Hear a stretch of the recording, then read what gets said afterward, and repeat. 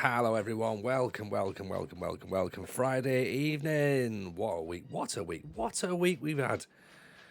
I don't feel like I've stopped. I feel like I've been probably flat out, to be honest. And you know what I mean? Like, Fridays come around, and I love Fridays. Because we just get to chill. We get to have some fun. We get to play a catch-up. We can plan the weekend. Of course, obviously, we've got loads of Huddersfield Town to get through tonight.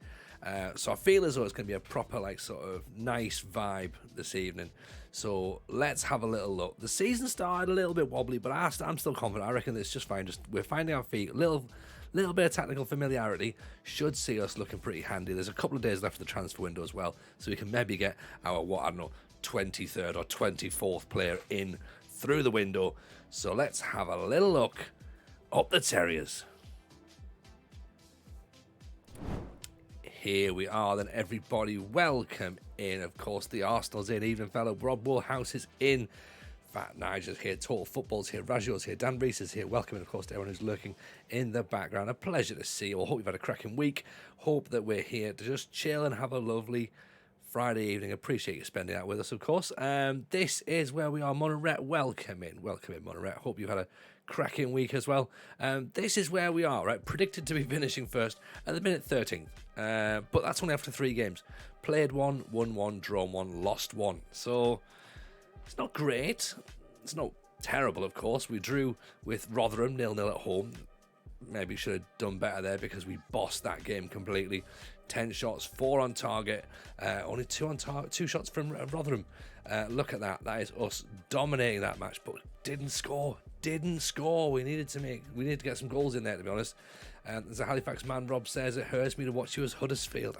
Everyone's got their preferences, Rob. This is just, there is no allegiance to Football Manager. This is just we do some teams and we move on. There's people who probably hated the fact we were at Banbridge. There's people from Swansea Met University will have livid at the fact we turned it down. But hey, here's where we are. Some people who live with Swindon fans hate the fact we're Oxford. Accrington in the cup. I still don't know what to say about that in this match, to be honest. The Carabao Cup, right? The Carabao Cup, first round, we battered them. Absolutely battered them. Look at that. That's just a sea of blue. There's no letting up at all there. None at all. We, of course, went 1-0 down, obviously. Pulled it back in the second half. Kept battering them. Then they went down to 10 men. And they took the lead a little bit. Obviously, what happened was we lost on penalties. We lost 5-4. They don't have any fit. There's no extra time or whatever. Just go straight at penalties. We're knocked out. So they are out of the Carabao Cup. And then beaten by Oxford. Really tense, nervy game, to be honest. Oxford got an early goal and then not necessarily shut up shop, but they were sort of like, it was back and forth. But look at this at the end here. They weathered the storm. We battered the hatches as much as we could. We couldn't get the equaliser, which is a bit of a shame. And then we did, however, manage to get a win against Chesterfield. 9 shots, only 2 on target, but they both counted at the start of the game and then right at the end just to see the game off, which was great for us, to be honest. Alfie Harrison in the first minute, Ross Campbell in the 94th minute. These are the goals here, just to have a little quick nosy at how we got on. We'll show what we look like. In fact, as a team, I think we're looking pretty handy, to be honest. This is the goal here. Grant, lovely ball down the line. Harrison could have looked up, could have found the man in the centre there, decided not to, went to the near post and made it 1-0. And Gardner picks the ball. Rogi's back, by the way. Rogi's back, and Campbell tucks in nicely, gets himself an assist. Why Callum has finally broken the curse and is promoted. Yes, Mua, we love that. We love that. 8 seasons in. Awesome to see Callum finally get a promotion. That's superb. Make sure you send all of our love and regards on to him. Hopefully he'll come in 7. Lucky number 11. That's right. I was calling it lucky number Slauven. I called it. So welcome in, Andrew. A pleasure to see you and to correct me. Hope you're well. This is what we've done, by the way, in terms of transfer business. This is odd, right? Do you remember Sonny Aripo, the goalkeeper that we brought in, who's was reasonable, and we were like, we're not entirely sure if he's going to be the right player for us. We brought in the goalkeeper anyway. He's currently negotiating a transfer with Juventus. I don't understand. I don't understand. I mean, we're going to lose him for the African Cup of Nations regardless, but we figured, fair enough, Juve have come in for him. It's between Juventus and Bristol City, really, as to where he's going. So he's on his way out. We've also sold players that have sold. We've sold Matthew Cox, the goalkeeper, has gone to Walsall. We got what was it? We get 1.4 million rising to 1.8 for him. Marcus Campbell went to Coventry, 1.3 million pounds. Again, on the face of it, doesn't look like we've lost a lot of player there. To us, Braden Wallens has gone to Bristol City. Busby's gone on loan to Cambridge. Jack Radoni, of course, went to Benfica, 4.6 million pounds. We finally managed to get him out the door and his wages off the wage bill. Incomings, however, of course, the interesting one is Rogi has come back to play for me, which is fantastic. Play for us, in fact, more for us. Made his debut against Oxford, of all places. Even Northern Pilgrim, how are you, pal? Welcome in. Pleasure to see you. Hope you're well. And this, of course, is Rogi, 23 years old. He comes down there, runs on the ball, the centre, dives into tackles, hugs the line. He's gonna be our secret weapon, we think. Arthur Halter has come on loan from West Ham. Now, there's a lot of expectation on this boy. Aged 18, valued between 47 and 68 million pounds. Determined, he could be a player. He could be a player. We've signed a player from Inter Milan. By the way, we've got a lad on loan from Inter Milan, Stefano Lafredo. He's a left back. We're like, yeah, let's get him in. Why not? There's not often you get a chance to get a fella in from Inter Milan, so in he comes. We've also got Ross Campbell in from Sunderland, who's a big 6 foot, 23-year-old, probably DLF. We might try and play him as a advance forward, maybe even a pressing forward if needs be. But he can also play just behind him on that number 10 role, so that's quite handy. Good first touch, good finishing, good composure, really good composure, in fact, to be honest. Determined at 18, good teamwork as well, so sort of fits our DNA, to be honest. We've also got Raspberry's back, Renford's in, he's on a free transfer, he's come in. Poor lad's left Milan to sit on the bench at Huddersfield, but we'll get him in the first team, don't worry. But he does have to battle with Lee Miles, who I think is probably our first choice left back, to be honest. With the money we've paid for him, he should really be the first choice left back. Can play centre back, can play midfield, can play out on the wing apparently as well, defensive winger, but we'll see about that. I think left back is probably his best position personally, but we'll see how we get on. Graham Curran's come in from West Brom. He's I think he's injury prone. He's been injured twice already since he's been here, so that could be a worry. We might need another right back. And this lad, Chris Biggs, we've just literally snapped him on a free transfer, who again looks pretty handy, to be honest. So I think recruitment-wise, we've looked all right. We are probably still lacking a striker. We've got Paul Warders come in from Cardiff, who we think is going to be the guy who's going to lead the line. He hasn't scored in the league yet, but I think he's the guy. 16 for finishing, 15 for composure, 13 for off the ball, 17 for balance, 16 for teamwork, 16 for technique. I think he's probably the guy. Jumping reach 14, heading 14. Just needs that first goal. That's all he needs, that first goal. If we're going to buy anybody, we need a defensive midfielder, I think, to potentially replace Dempsey, who can play at the half-back role. But finances, we've still got 5.2 million. We've still got 120 grand in the wage budget. We've still got ability to loan players in, so I'm not desperate at this point. I'm not desperate, but we'll see. Bologna have now come in for Aipo, so fine. just let them go. You know what I mean? Like let the guy go. Like away he goes. As Nige says there, yeah. One goal will start Paul Ward off, and from there he'll be firing on all cylinders at that point. Kelsey Beresford, a free transfer. Doesn't have great jumping reach. He's quite fickle. Fickle isn't good. Fickle's not good. Eyes are precious. The Chat. He'd have to just be called the Chat, wouldn't he? Chat Zafanu, centre back. Marking. £3 million start player apparently. Let's keep our eyes on him. He might be handy. It's not someone we need right now. Butterworth we tried to get on loan, and he wasn't having any of it, sadly. The caddy, we looked at. Frankie Edwards we've seen, 28-year-old centre-back. So I think what we learned last time out was we need to be a bit more aggressive. We've got a system which is pretty much the same as last season's, to be honest. It just needs that little bit more. I think we start off as positive, but I think we need to be a little bit, well, we start balancing. We need to be a bit more attacking. Yeah, we are positive. Yeah, sorry, we're positive, yeah. Made blunt. Maybe we push on a tiny bit more. Possibly we step up, maybe. I'm not sure what sort of makes it a little bit more aggressive, but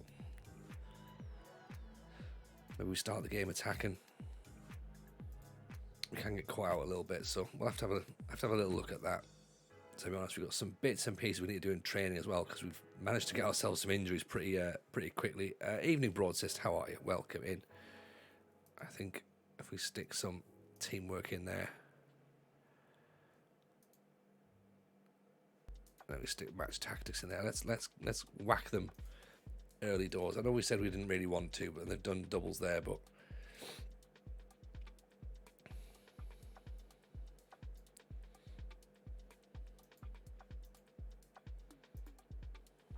let's take that one off actually.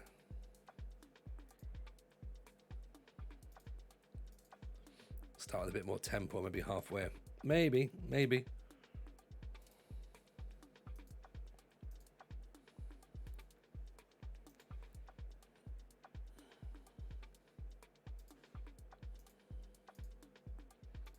I think my thinking was obviously try and keep the ball, and therefore we'd keep it at slower tempo, and therefore like let teams, obviously we'd be in charge, but I think that's probably part of the issue, isn't it? Another injury in training. I think we look. I know you guys suggested get some physicals in there, but I think it's ruining our team. They're all dying in training. Broadsist in with a gifted sub to the Arsenal. Thank you, Broadsist. Very, very kind indeed. A wonderful person, you.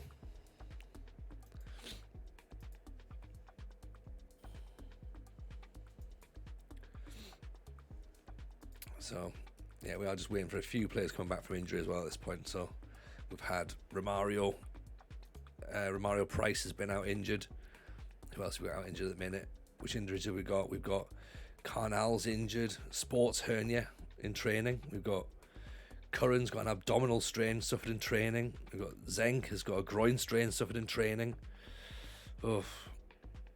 Price, he's rehabbed in 4 days, so he'll be coming back. Niall Jones, he's coming back in a couple of days. Physical only in pre-season, it's too much for them. See, I thought that, but everyone in the chat the other day was like, oh, no, stick a load of stuff in there, that'll be great. Injuries. Do you know what I mean? So, we'll give it this week's cycle, and after that we'll rejig it, because we've got to try and get something going, like a pattern. Do you know what I mean? Yeah, muscular injuries relating to the training. So, you know, the things that we're doing in training, basically, like we're clearly working them too hard. Too much physical stuff. Definitely no gym work. Or they just need to stretch better. They need to warm up better, possibly, Pilgrim, you know? Maybe that's the thing. Maybe they're not. Maybe they're not. They're a bit too loose.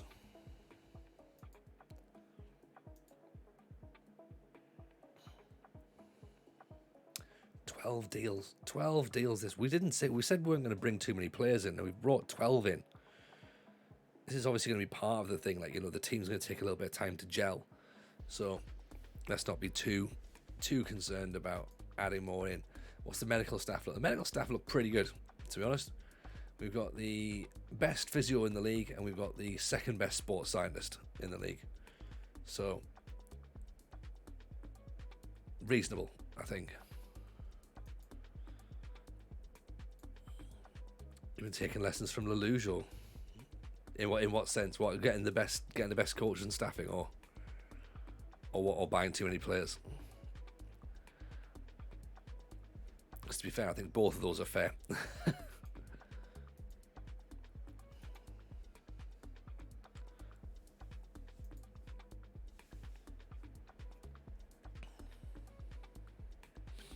sign loads when he says he wasn't going to. Yeah, I think that's probably the thing. Like, I got a bit carried away, to be honest. Like, we started pre-season, and I was very much, because you know I'm a fan of my notepad. I've got my notepad, and I've got, like, this is what I want. This is the sort of players I want to be going after.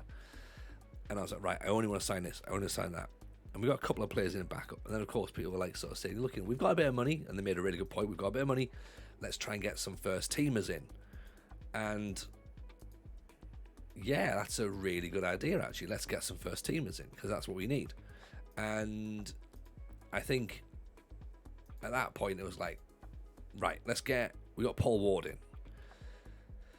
So that was fantastic. We got him in. We're like, oh, brilliant. There you go. There's our striker. Then we thought, well, let's try and see if we can get Lee Miles. And Lee Miles came in, and we were like, oh, here we go. And it's like, all of a sudden, we were like, ooh, actually, we've got ourselves into a position now where we've got a couple of decent players, and then, like, we could get a couple of loans in and stuff. And it was like, right, let's see what there is and try and get some stuff sorted. So trouble is, the more we looked, the more we sort of went, oh, maybe. Are we going to take part? Let's take part in transfer deadline. I'm not really that fussed, to be honest, because I don't think we need to buy anyone. But you never know. Will Alipo work? Yes, he will leave.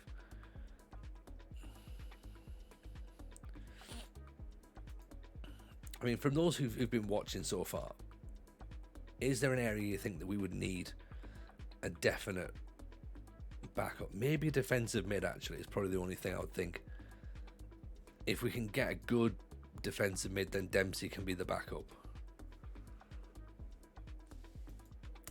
Yeah, I know, Monoret. There's one thing I don't particularly want to be bringing anybody in, but I'm just saying if we have to, and we don't have to, of course we don't.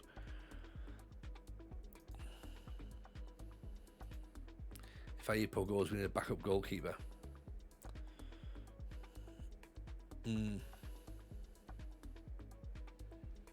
backup goalkeepers are usually, the thing is, if we go for a backup goalkeeper, we're going to be looking for a player who's coming from the Premiership, who realistically is probably going to be good enough to be our starting goalkeeper. So then we're already disrupting our goalkeepers again.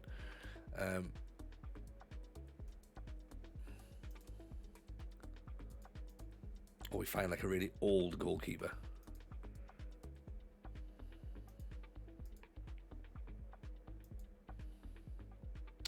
Might need a right back. Yeah, well, we're using Grant there at the minute, aren't we? So that's, we went in for that lad from West Brom who could, West Ham, so he could play everywhere, and he didn't fancy it, sadly, did he? So that was a bit disappointing.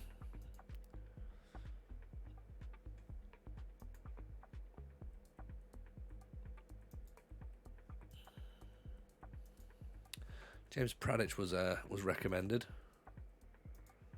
from TNS. Callum Yam we've looked at previously. Allegrit Bruin.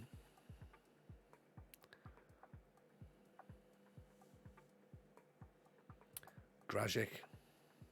Obviously we had him at Linfield. Maybe loaning the young forward as well. Did we look at a young forward? We did, didn't we?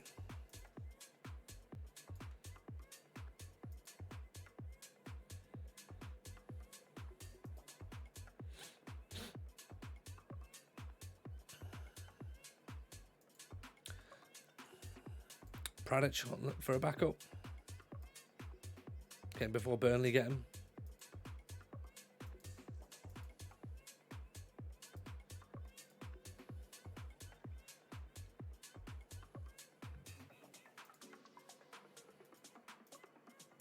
It's a lot of players. It's a lot of players coming in. This is the problem, isn't it? You know. Grajic's 29 now, so it's not like he's developing. We've got him fully developed, haven't we? He's on 38 grand a week as well, so that could be a slight concern for us.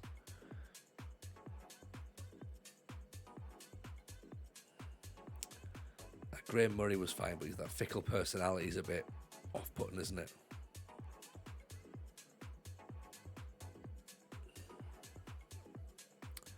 Scott Jones was the Brentford lad we looked at. He was the other fella who we were sort of like weighing up with Campbell. Finishing at 15, anticipation of 16. What did we think?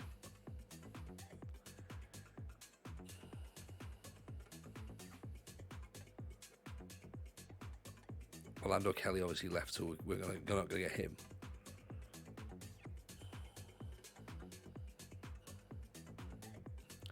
I am partly thinking we've done a lot. Like, could we maybe just sort of like, could we just wait? Important player. Back up. Right. It's not happening. If he wants to be an important player, I'm not doing that.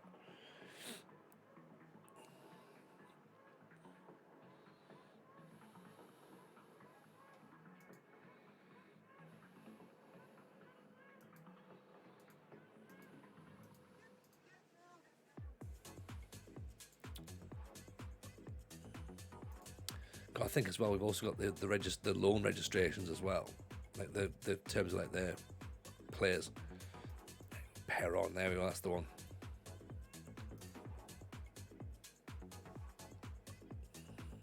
Actually finishing of 8, maybe not. Acceleration of 17.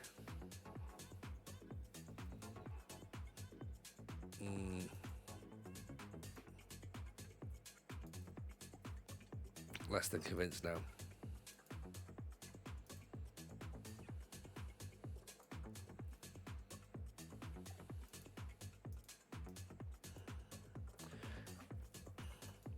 I think what we're doing is we're doing what usually happens, and we're getting dragged into signing players who we don't necessarily want, but we're just signing players for signing players' sake.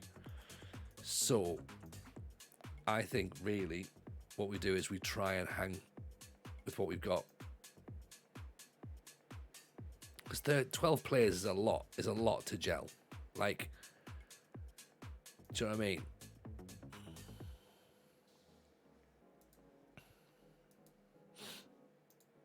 Maybe hold fire for January, because we might actually need.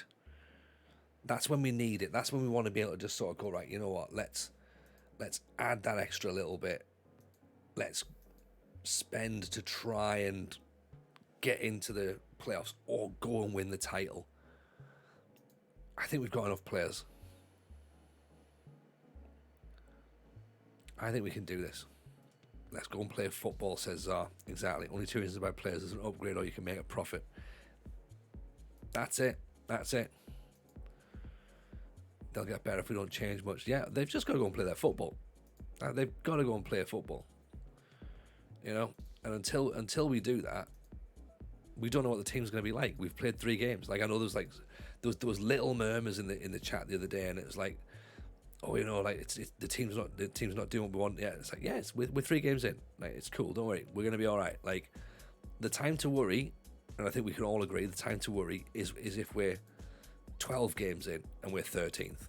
That's when it's time to worry.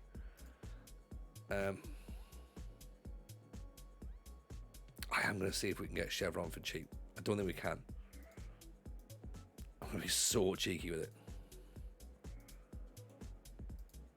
Aipo's gone to Juve. Of course he has.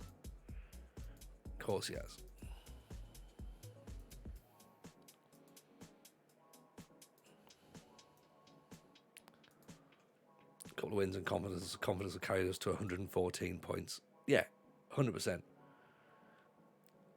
We're hearing reports that Aipo has rejected a move from Huddersfield despite at least one being offered or being accepted. No, he's on his way out.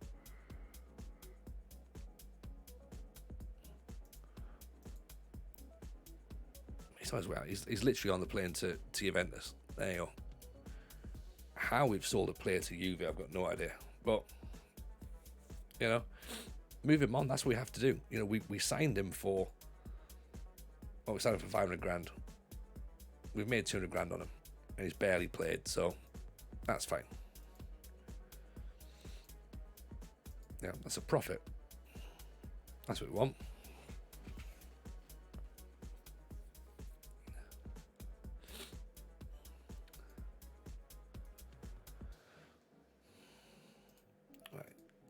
We're not going silly on Chevron. We're just going to literally find out if he's available. I don't think we're going to get him personally.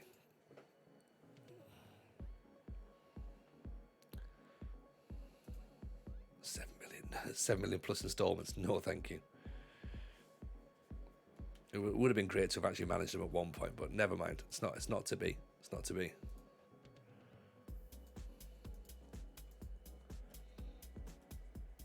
Who's the backup goalkeeper now? Johnson. It is for now, yeah. Yeah. The trouble is, I don't think we're going to get a good enough backup goalkeeper in at this point.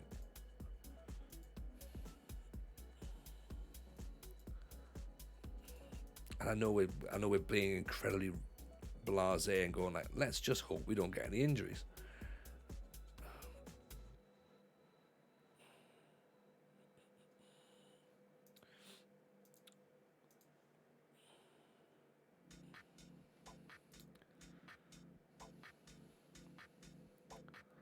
$41,000, 35.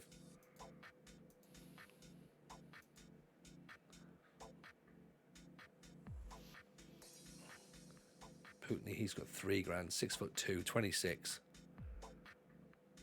Handling 15, kicking 15, one-on-ones 15. This guy looks fine. He could be okay. $41,000.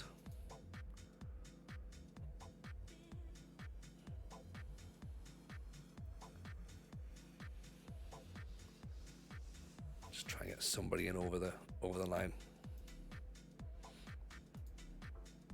Yeah, because all they need to do is be a backup. Like as long as they've got a set of hands, we should be fine. Like, and if not, then it's like okay, then we're stuck, you know.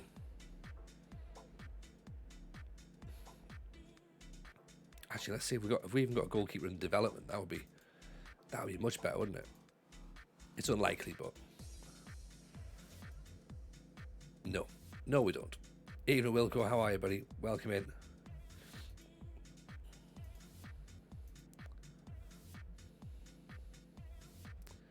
Need a third goalkeeper to cover injuries. Yeah. I'm sure we've got some outfield players who could probably play in goal if needs be. $125,000. That's fine.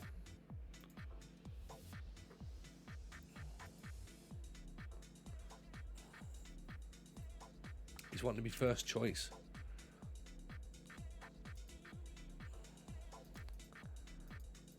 Let's see if he'll do backup. No, first choice. Fine. Okay. No worries.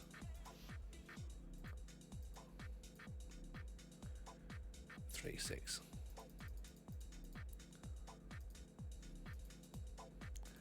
Fine. Goalkeeper's in. Evening, Joe and Clams. How are you?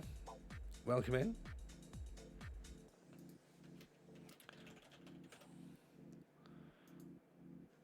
It's been pouring all day and it's still chucking it down. Yeah, it's been crap, hasn't it? Weather has been rubbish, to be honest, today. We're getting the same, like, just... And the thing is, it's like... For us, it's not been like it's been hammering it down, but without sounding like fucking Peter Kay or something. It's that fine rain that just soaks you through. So... he's gone to Plymouth. Oh, well, there you go. $6,500 wages, that's why. That's why he's gone. Plus, it's the championship, so fair enough.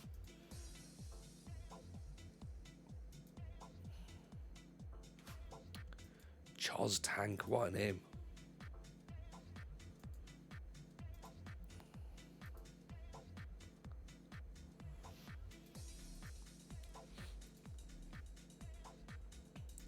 See, now we're getting into the panic buys and just like, right, just find anybody, get a goalkeeper in, and it's like you don't just need anybody at this point.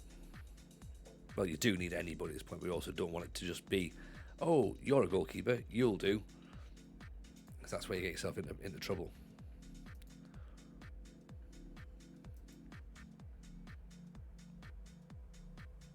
But then again, we sold all of our goalkeepers, so we all know what's going to happen.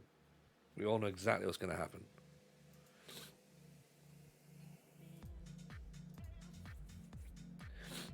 That's the director of football. Yeah, I mean, he's been wrong about a lot of things. This is his time to be good. Could he be right? Ken Walter doesn't look too bad, actually.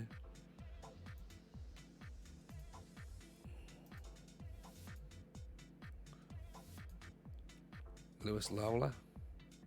Again, looks fine. Determination's decent. Handling. Eccentricity 19. Don't think so. Maynard Brewer 35. Backup goalkeeper.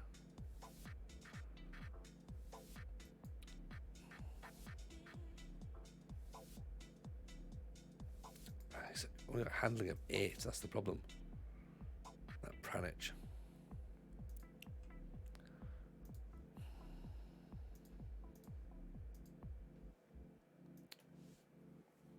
Sebastian Lebart. Okay. 19 grand. Oof. I mean, he's going to be the first choice goalkeeper, isn't he? Alex Chalmers, 6'5". Kicking, all on ones. Balance, jumping reach. I mean, again, he looks fairly handy. I mean, to be fair, all these players look like they're going to have to be first choice, so...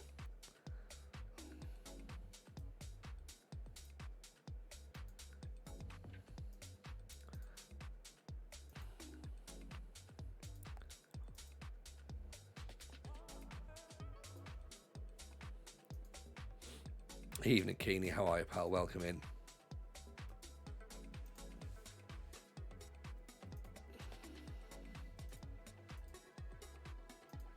Is there anyone cheaper that we that could recommend?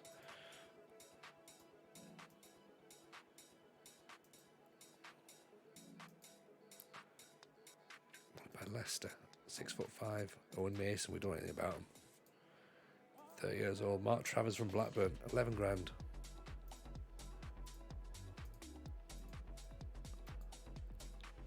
Ryan Hammond, a 30-year-old sweeper keeper. What about Rangers? Formerly of Walsall. Let's have a look. Let's have a look.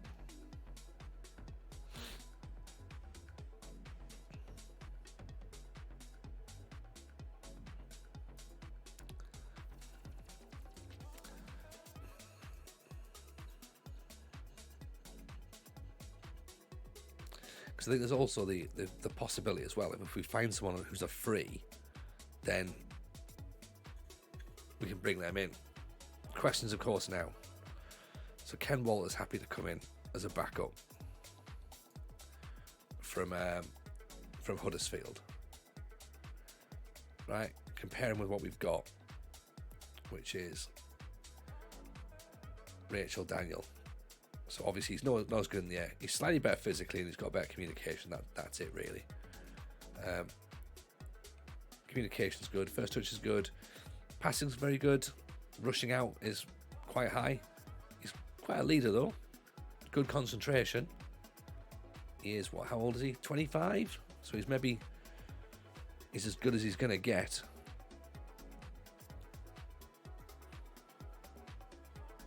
He'd be useful. Kripicas.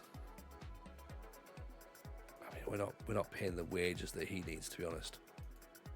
Labart will sign. Now here's where, of course, here's where we've got the interesting bit. He could be a decent injury replacement. Now, these guys, however, could be potential first teamers, right? So, Sebastian Lebart. Now, what we know and what we don't know is quite limited.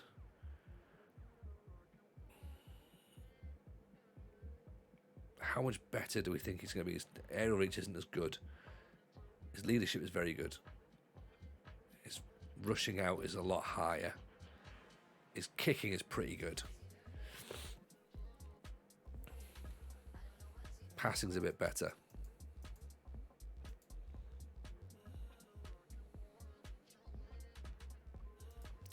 I just think if you're paying 20 grand, then he's going to be the first team keeper, isn't he? Same as Alex Chalmers.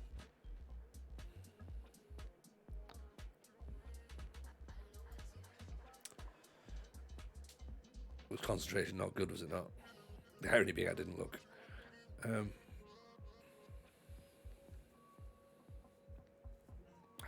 don't think these players are actually as good.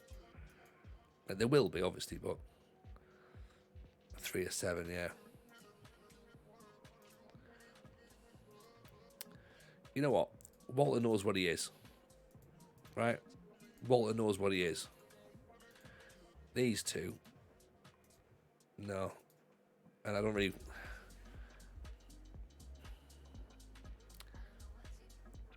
Right, we brought our goalkeeper in because he was the best goalkeeper in the league, right? So it feels a bit silly to now be like, right, let's try and bring in a youngster to replace him.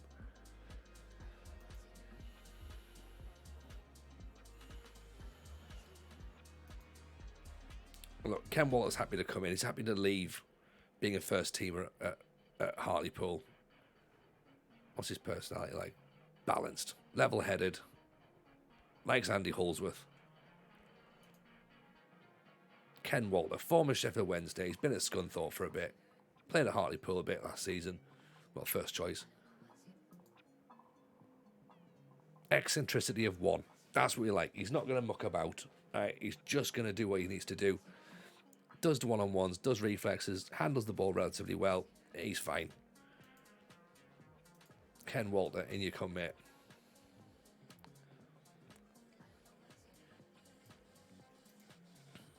Yeah, a youngster with low ability and high potential.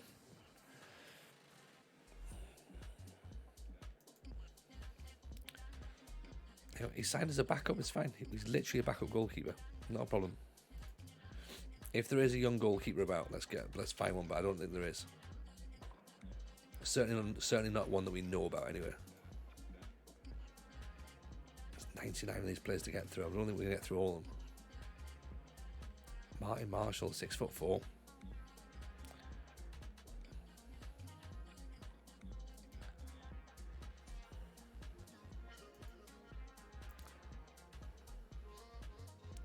Syed Smalajic. You can get the boy out Wednesday, but you can't get Wednesday out of the boy. That is a good point. That is a very, very good point. It could be a worrying point, actually.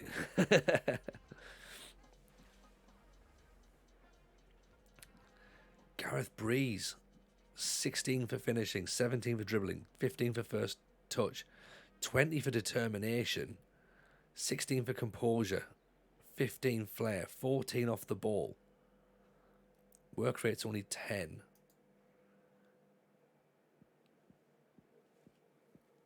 $23. Injured at the minute. Right, let's just play. Let's just play some football. Right, we've signed pretty much every single player in the world. Right. You know, we don't need to be signing more players at this point. So let's just. I think Zach Gcock's an option as well. Worth a loan, looking for a third or fourth striker.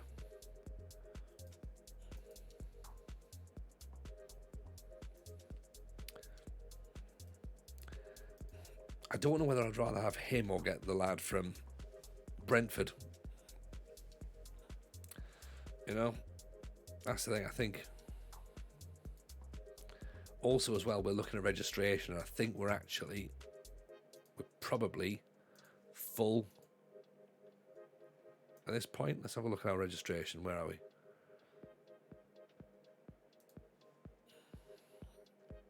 Where's the registration window? Actually, I can just click on one of the players, can't I? Yeah, right. 22 players.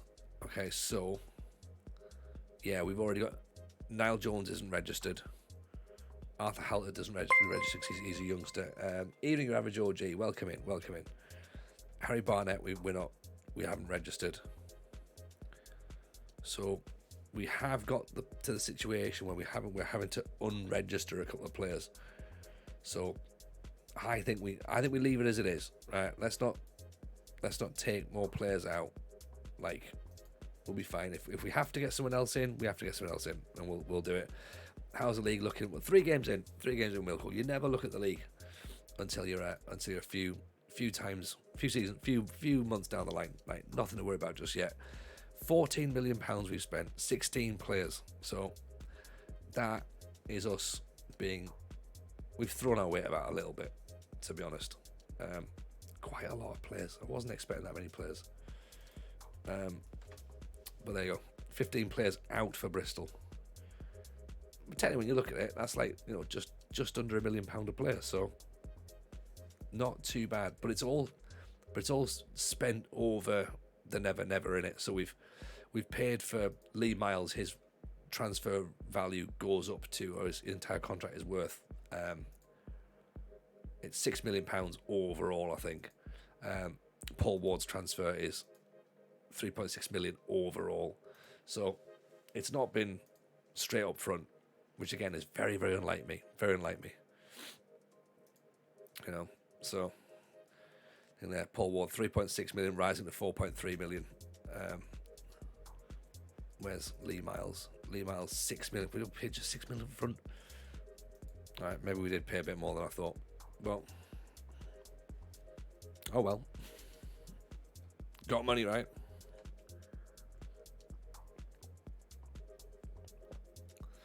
It's nice the goalkeepers don't have to be registered. That's quite good. So Niall Jones isn't going to be registered because he's 22 and we have too many players. So Swindon Town, then Manchester United under 23s. Okay, let's see what we can come up with.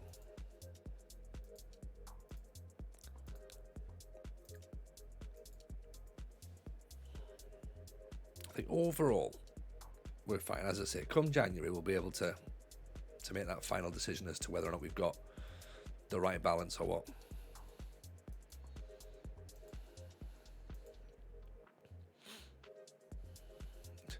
Instructions to add lower tempo, higher defensive line. The two things we've taken off, ironically.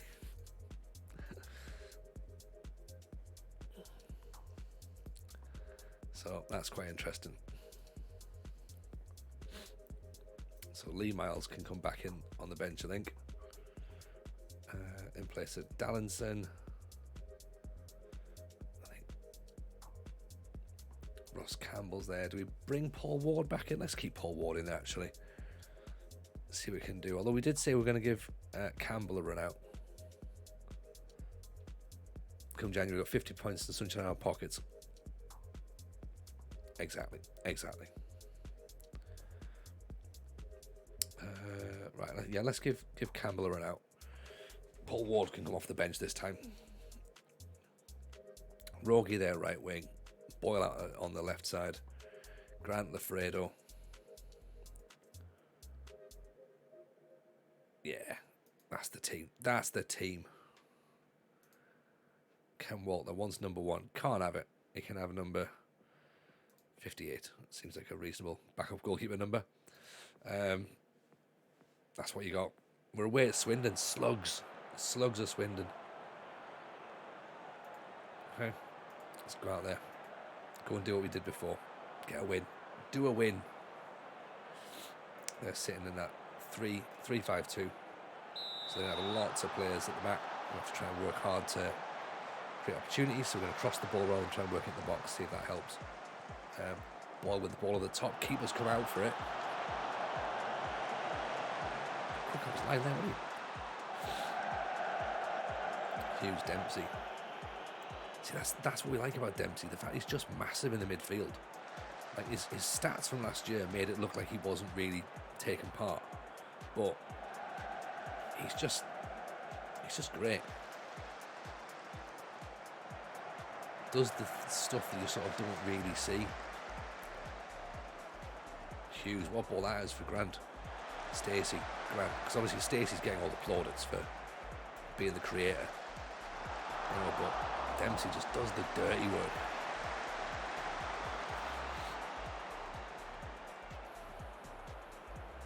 So we're sat pretty even at this point. Both sitting in what looks like mid-blocks. So trying to work out whether it's when we commit and when we don't. Hill's free kick over the top. That's fine. Give the boys a bit of encouragement, I think.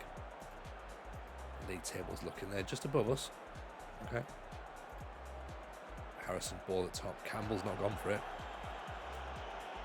Maybe we do push a little bit higher.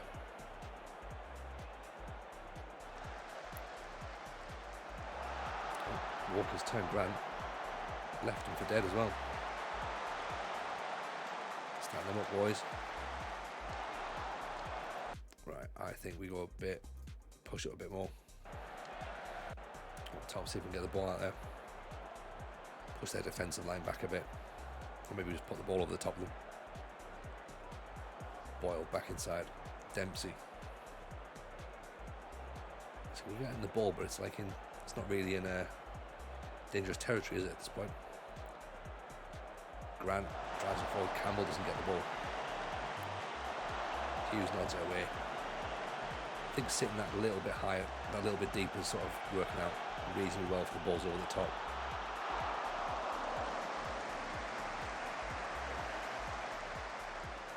Maybe I have to go a little bit more direct, actually.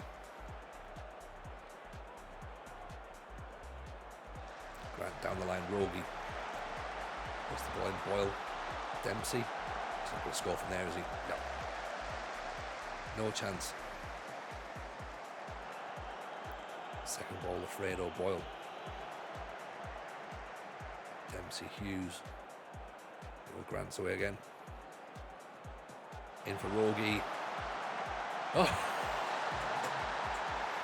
First goal of the season. Rogie's got it. He's opened his account. The prodigal son has returned, in a sense.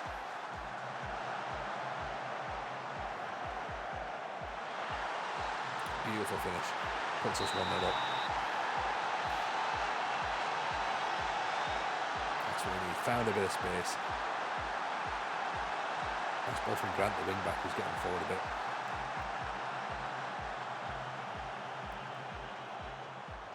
Alfredo, Boyle, Dempsey. Just checks back. Alfredo. I think Alfredo's bombed on. Grant, loads of space again down that right hand side. All the space in the world. He's found Rogie again. Oh. They're linking up quite nicely, Grant and Rogie, aren't they? Yeah. Moves us up into the playoff spots at this point, so that's pretty good. That's what we're saying about not worrying too much. Yaron, how are you, buddy? First game. We're only about an hour, Yaron. We've nowhere near getting started into football matches yet. We navigated the final match of basically we navigated transfer deadline day. We brought back a goalkeeper in. Aipo's gone to Juventus. Can you believe it? £750,000. Dempsey, Stacey, great ball in. There's Rogie again. He's made it 2. Rogie has announced himself as a Huddersfield player. And the fact that it's against Swindon, as an Oxford boy, oh, he's going to love that. He might be getting some stick for it, but that's what it's all about,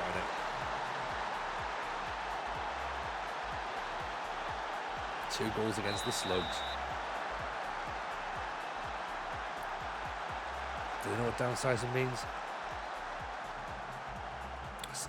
Chris Wilder's men worried. I'll tell you what, my men are worried.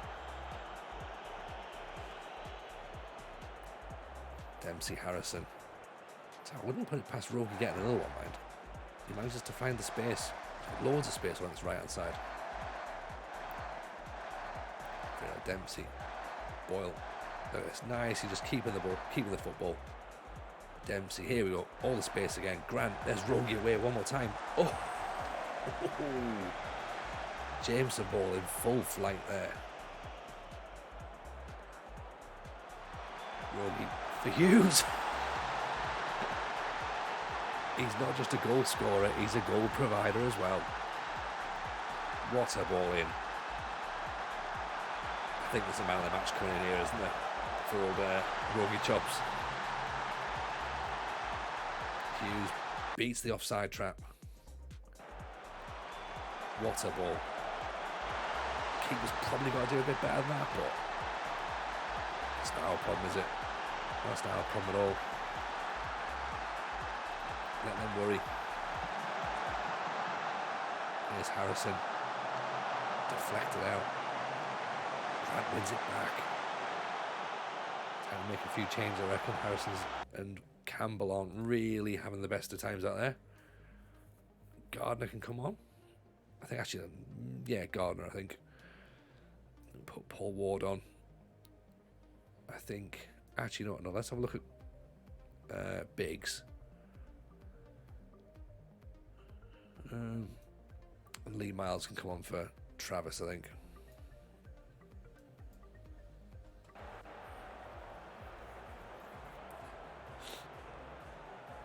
Nil's not a bad scoreline.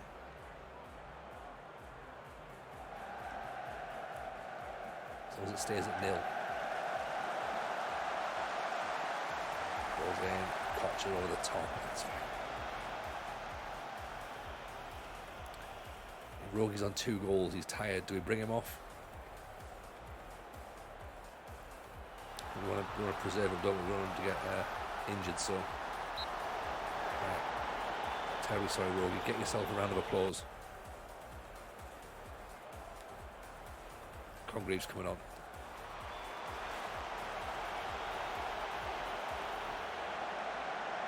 Great tackle. Great. It's Ward who's getting the tackle in defence.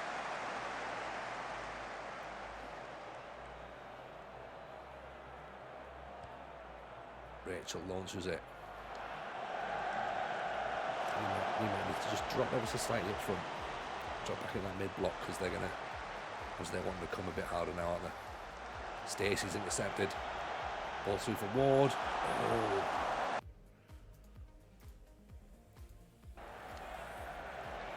Offside.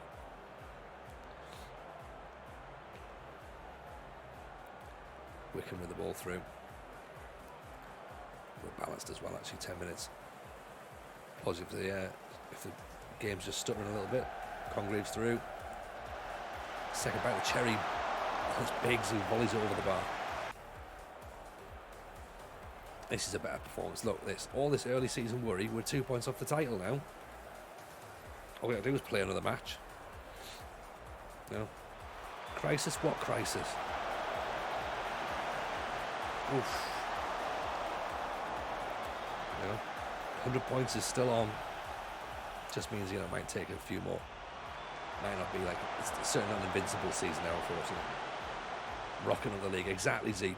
Exactly. Where are the naysayers now? Probably still here, to be honest. Grant. Oh, it's deflected in Consgreaves. There's ball at the back post. So at 89 minutes, they're still fighting for the football. Ball's corner in. Flick on from Ward over the bar. It's fine. Oxford have gone top. There'll be some story if we're battling with Oxford at the top of the table come the end of the season, but that's a big 3 points for us. Look at that. Pretty dominant in the match, to be honest. 13 shots, 4 on target. Not. Maybe do need to work a little bit more on finishing. It's the confidence of a backup goalkeeper. Yeah, Aibo's gone, and they're all of a sudden they're like, hey, now we're all right.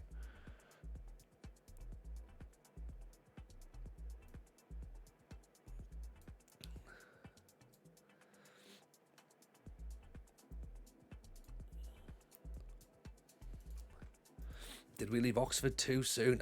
Well, that's a debate that can rumble on for days, isn't it, Pilgrim? It's an interesting one, really, because maybe we did, maybe we didn't. I think that there's an argument for both. That yes, we probably did go too soon, or no, we didn't. And I can genuinely make a case for both. I think that. Throws grenade in and runs away. I think we had a good team, Oxford.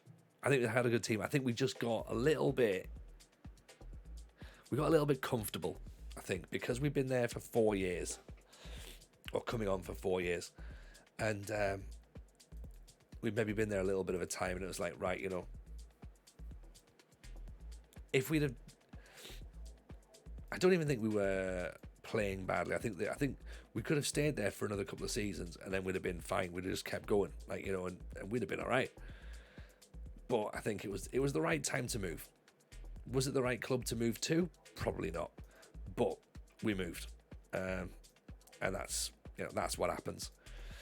So here we are. When TJ gets itchy feet, he gets itchy feet. There's a method in the movement. There's definitely not a method in much other things. But yeah, we were like, right, we'll go. Oxford were good. Huddersfield are better.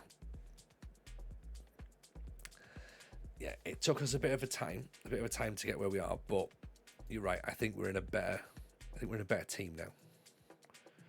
I hope. East Fife did sound sexy at the time. Yeah, exactly.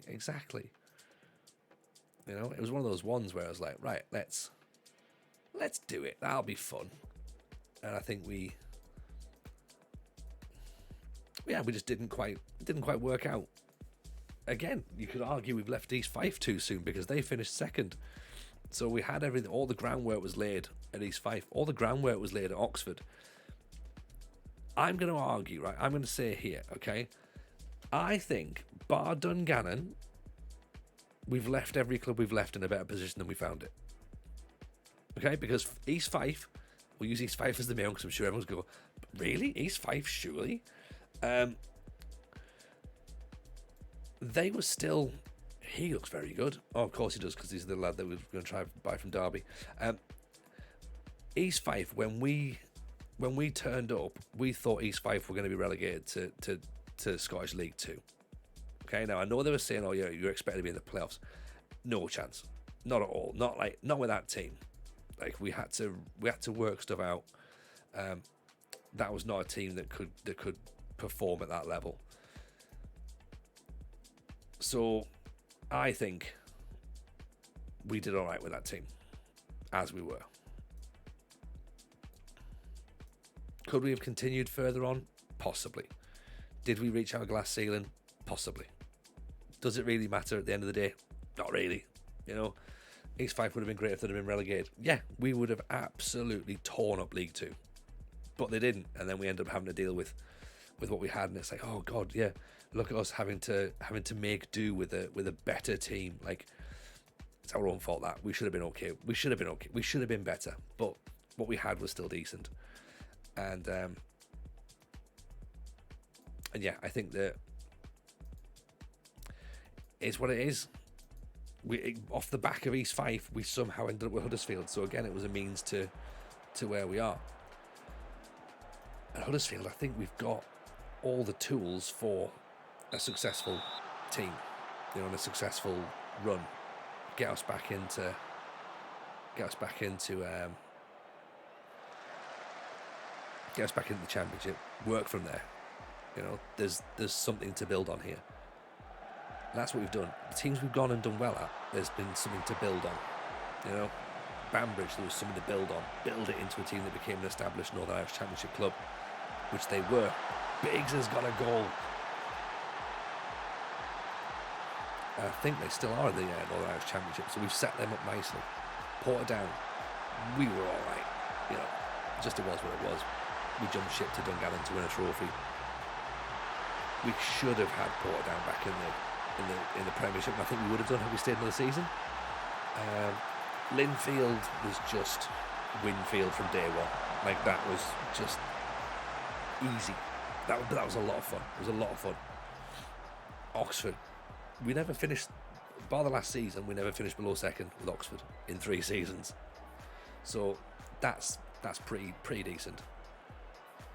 And then yeah, I think Huddersfield, we've got potential to do stuff. It feels like Peterborough, and that's a good thing. Would you take Croydon on the story of a lifetime right now, on course for a 6th successive promotion? When the Saviours Sheldon has spammed the hell out of the Croydon Twitter account just for attention. Do it. It's got to be done. Plenty of people do all that sort of stuff and get a load of good interaction, so you might as well. And Croydon should be up for a bit of stuff. Great ball in. We'll give the header offside apparently the back post there. Well, missed the last Oxford stream. I remember you were near the top of the table. Did it all go a bit wrong? Yeah, it did a little bit. It was January, Monterey. We were fine, and I think we just bought the wrong players in January, and it just started to slip, and we couldn't stop the rot. The rot wasn't horrible. The rot was mid-table, which, like, to be honest, we would not expect it to be near the top. But I think we'd all kind of made peace with the idea that we should probably be moving on. At that point, we were maybe taking less care in the games than we should have done. Like, if it was like 2-1, we maybe weren't making subs or chasing the game as much. And it was just like who cares? Like, let's look around and see what else is there. So it was a little bit of self-destruction in a sense.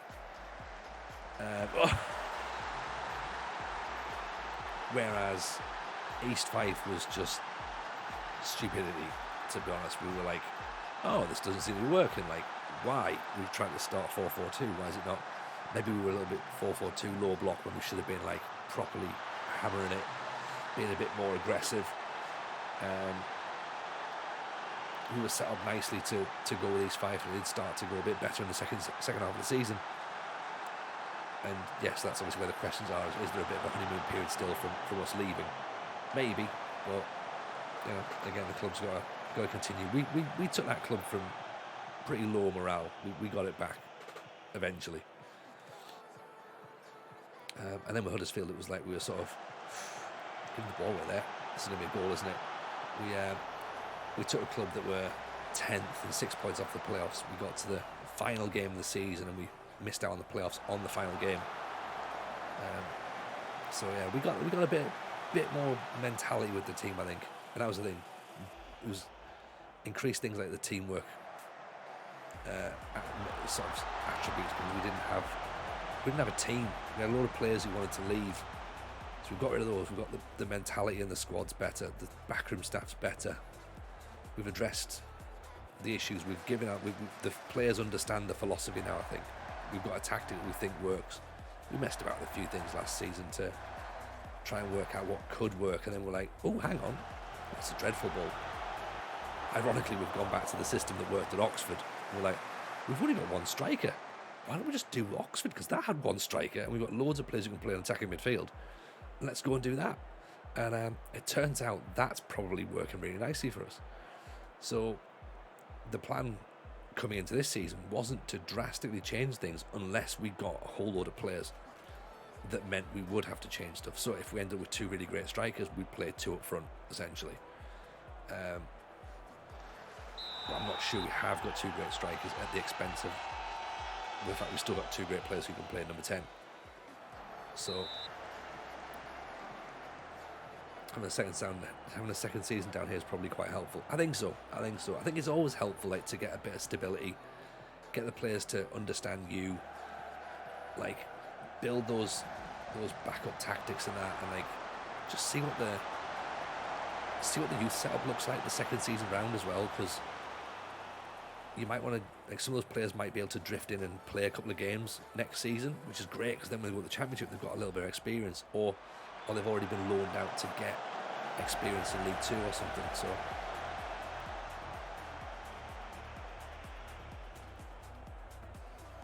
and the fact we're not struggling for cash as well means we can sell players on, and then we're not sort of like scrimping to try and bring players in. I think we made a bit of money with Oxford as well.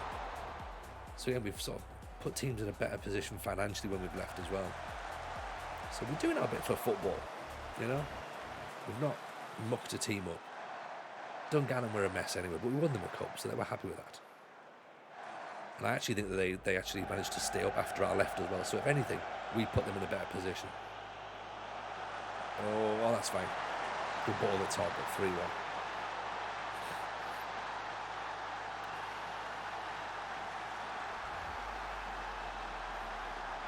It's a decent ball over in it. Goumari, I mean, look how much space he's got to run into. All the space is the answer. Keep his position's not too bad, but It's a goal all day there. Right, Boyle's not having a great time. Let's get him off. Let's put this Halter guy on.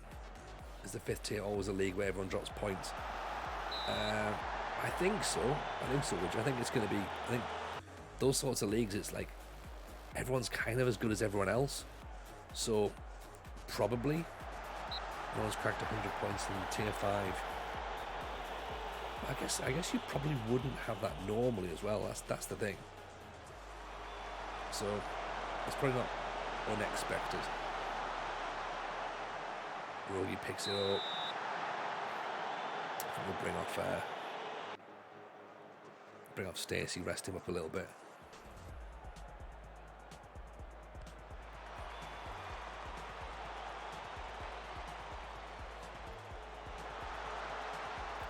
Statistically, if I get 1.95 points per match, I'll win the league.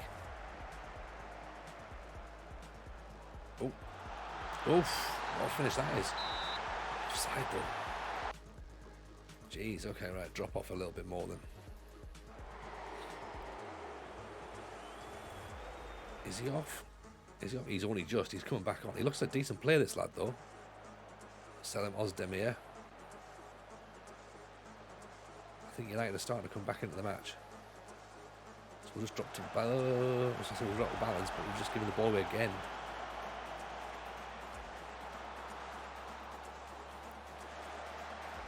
Oof. So many games, only part-time players, it's hard to be consistent. Exactly.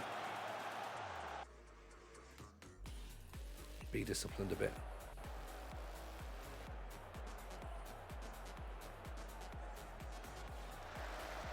Right, 15 games to go. 15 games to go, 15 minutes to go, sorry. Hold there. Holds it up.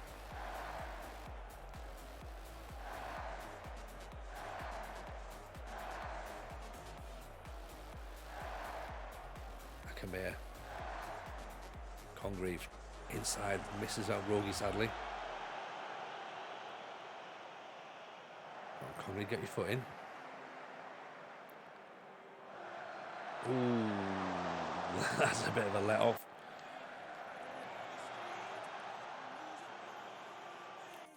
Right, let's put let's bring Biggs back a little bit. Central midfielder.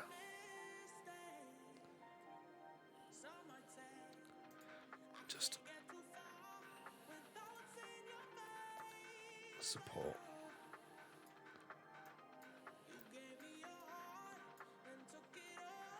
There, that might work.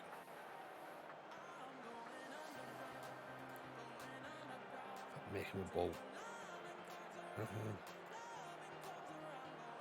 That'll be fine. See the game out now.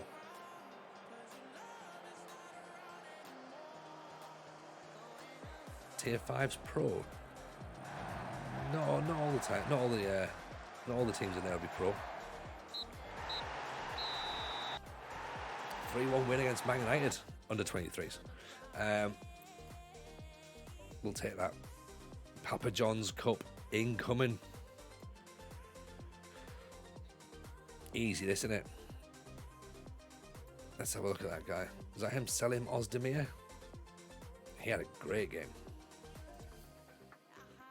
Work rate 9. We'll see about that. So everyone in the league's pro bar you. That's got to suck. That's got to suck.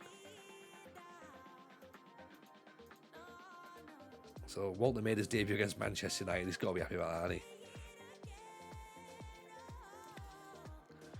Next up, Bolton. 4-3-3. I think we get Rachel back in goal. Walter can go on the bench. Gardner comes out. Harrison's going to have to sit out because Biggs played really well. Most of them are now because they've been either league clubs or trying desperately to get there. There is that actually, yeah. Teams will sort of now start to throw a bit more money at it to get themselves in there, won't they?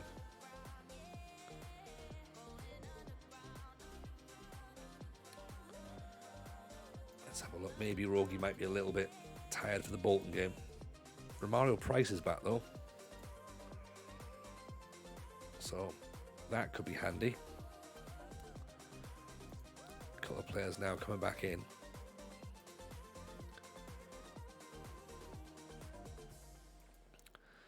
can get this. Match tactics. Teamwork, actually. No, sorry, teamwork first. Then match tactics. I don't know why I think that's the better order for it, but it seems to make sense. Team bonding on a Monday. Defensive shape. And then I think... Oh, sorry. Yeah, attacking shape and then corners. Then we'll go for chance creation, chance conversion. We'll go defensive shape.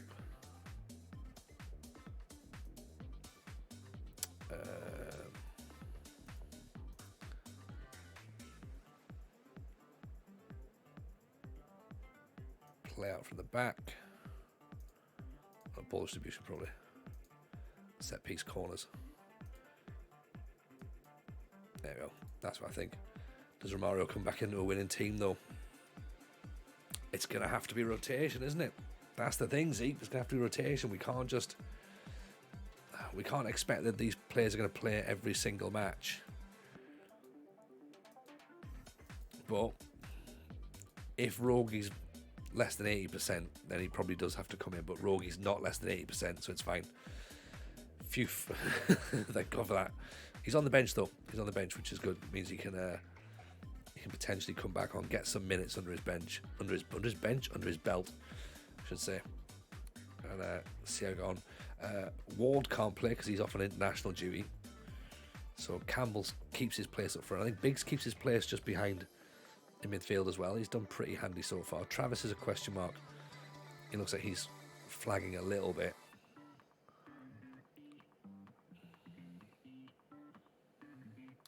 But not convinced that we make that defensive change just yet. Let's have a look and see what the schedule looks like. Bolton, then Millwall on the 16th. So he gets a bit of a rest for the 16th, so that's fine actually. So ease him back in there.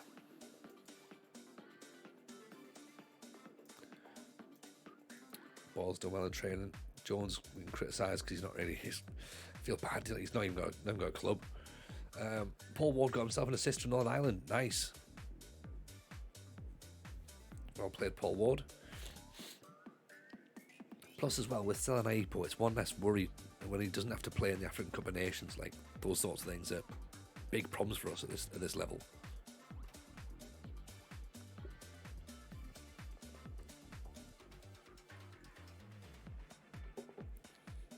You know, for us, that's like a massive problem.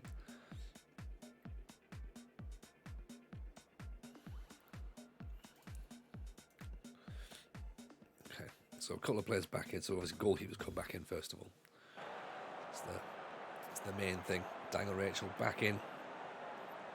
Other change. Chris Biggs keeps his position as well, of course. As we'll say so. 4-2-3-1, I think, from Bolton. See what we look like away from home. Keep that positive mentality on, keep that tempo a little bit higher. Stacey gives the ball away.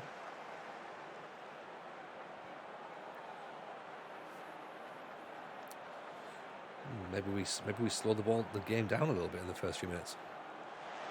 Just have the ball, but I kind of want us to be aggressive from the start. Hughes Grant. Oof, deflected out for a corner. No, apparently not. Free kick, well, it counts. Roll you with the corner. Keepers come for it.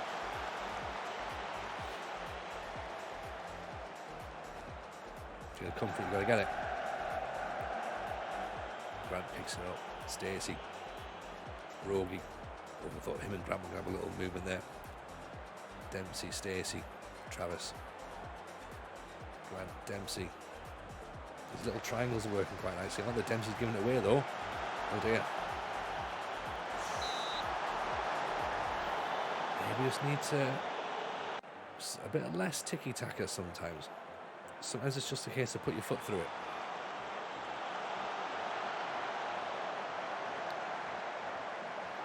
I could have put some trouble there. We're quite high. They're coming higher now.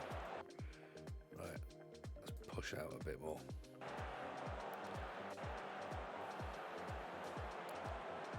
Try and pin them back a bit. Rui's corner. Back for Grant, who smashes it over the bar and takes out the camera, which is quite an achievement, to be honest. West Brom have gone top. Some big teams in this league still. West Brom, Portsmouth, Birmingham, Hull, Blackpool all the way down there in the bottom. York have come up now. Bristol City. Remember when we were thinking we were going to join Bristol City in the Championship? They're down in League One now.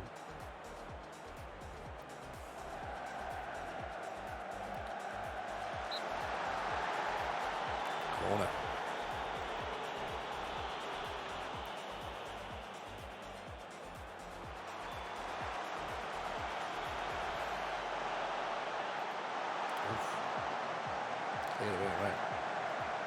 We're not looking particularly happy at this point. Brazilian Fury says, get some water. Yes, mate. Welcome back. Welcome in, pal.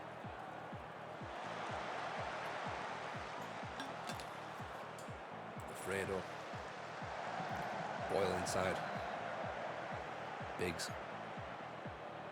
Lafredo. Hughes. Lafredo. Goes past the defender. Boyle gets it. He's putting back nobody. Stacey. Giving it away again.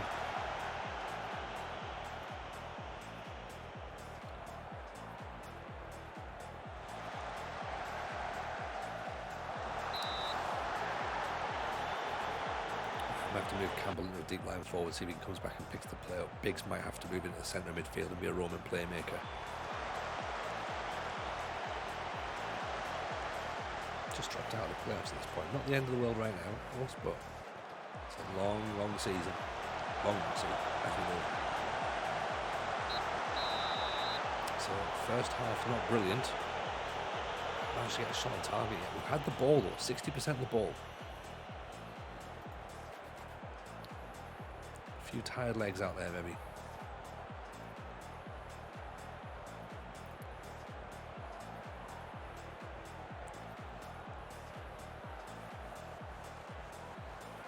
Travis is starting to tire. Rogi's fine. Boyle's not having a great time out there. Moved into a winger rather than a wide playmaker. See if that helps him. Campbell's not really having much up top. So Campbell and Boyle are actually playing the worst. 6.5 each. Campbell get back in there and put his foot in. That's nice. We might have to go a bit more direct than little... Nice short passing. Let's go a bit more direct. Go standard passing. And also let's pop the ball into the box with crosses. Positive.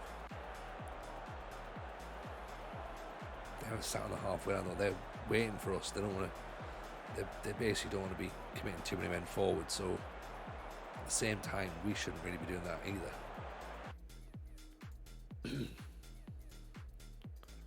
Press a bit more. Drop our line of engagement. See if we can just hustle the ball in the midfield. Boyle's having none of it. 6.3.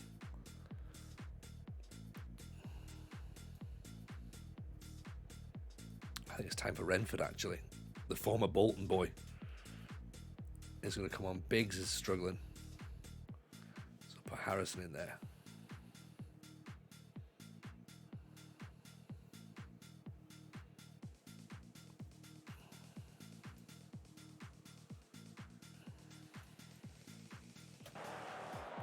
Could still go for Lloyd Lewis as well, actually. Yeah, Lloyd Lewis rather than over Campbell. Might be nervous, but be fine. Pop him as a poacher. See if we can get that ball up to him.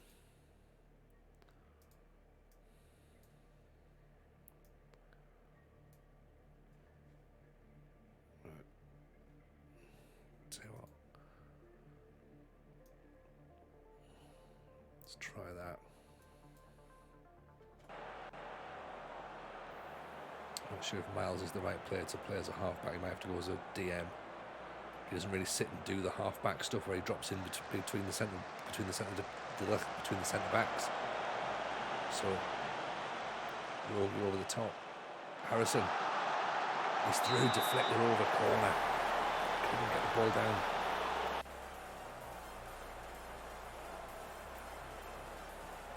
Rogie's corner in, headed over the top by Hughes. Also, I think as well that a 0-0's not the worst result. Evening past the Dutch. How are you, pal? Great challenge by Rogie. Harrison's away. Here's Harrison again. Raspberry. Cuts in. Gives it away, and that's Miles is off.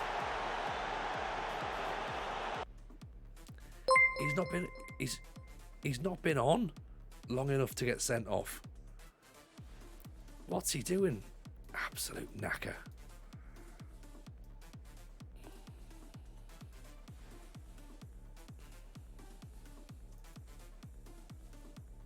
And friends always wants to lurk. Mate, don't worry at all, man. Don't worry at all. It's nice to have you in.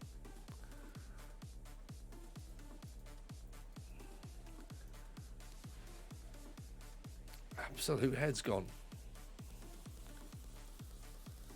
Yes, Dan. Good shout. 12 minutes to hold on now.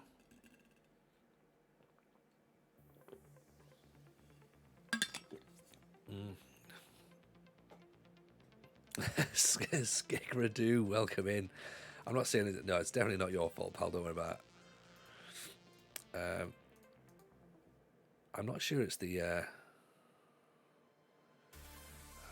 I'm not sure swapping Renford and Romario is the way to do it, because Renford's like he's more of an attacking player. So if anything, I get less out of Price by moving him to the left.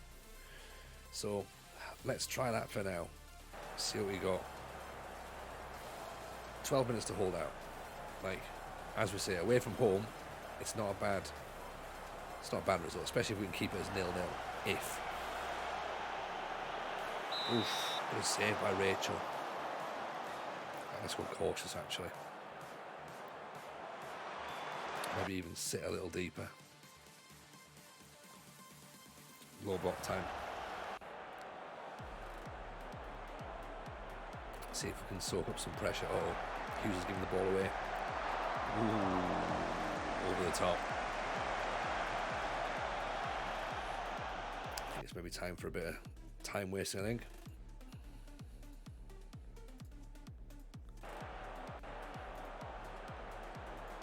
Focus a bit here.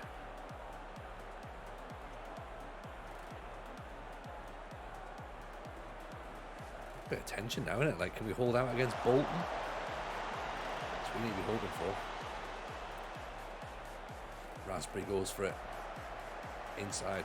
Stacey. Over the top. Price thought about it.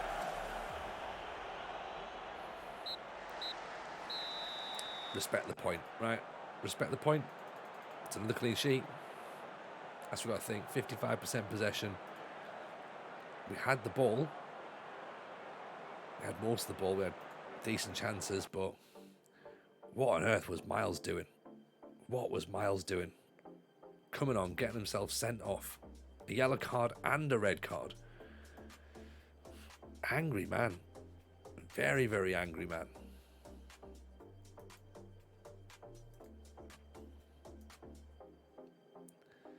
Decent point in the circumstances. You've got to admit that, right?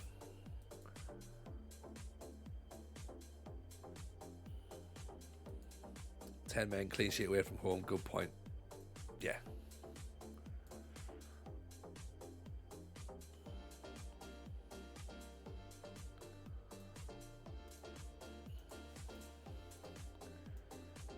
Lloyd Lewis vows to end his goal drought. That's all right. Don't worry. You'll get there. You'll get there, Lloyd Lewis. Don't worry.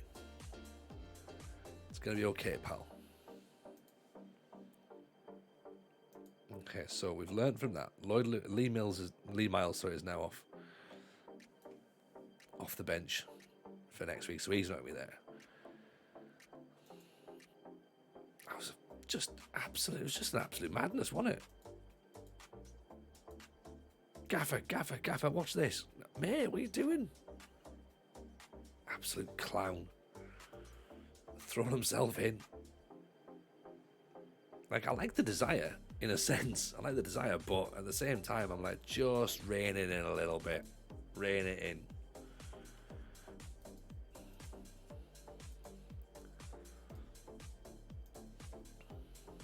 Millwall at home. That's what's coming up next.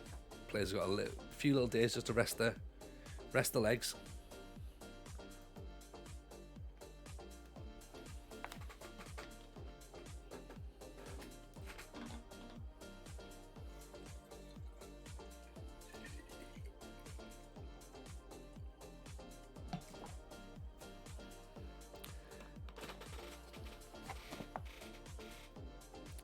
Still not massively against this guy, you know. I know quite a lot of you are, but the jumping reach isn't great.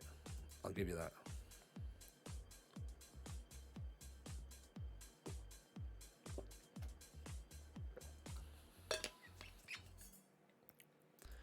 Price injured again. Hamstring, 3 days. Doesn't fancy going to Millwall, apparently. Doesn't fancy Millwall coming to us. We're not Banbridge. Banbridge still in the Championship. Of course they are. Proper established club there now. As I said before, we leave each club in a better position than we found it. That's the real story of the save.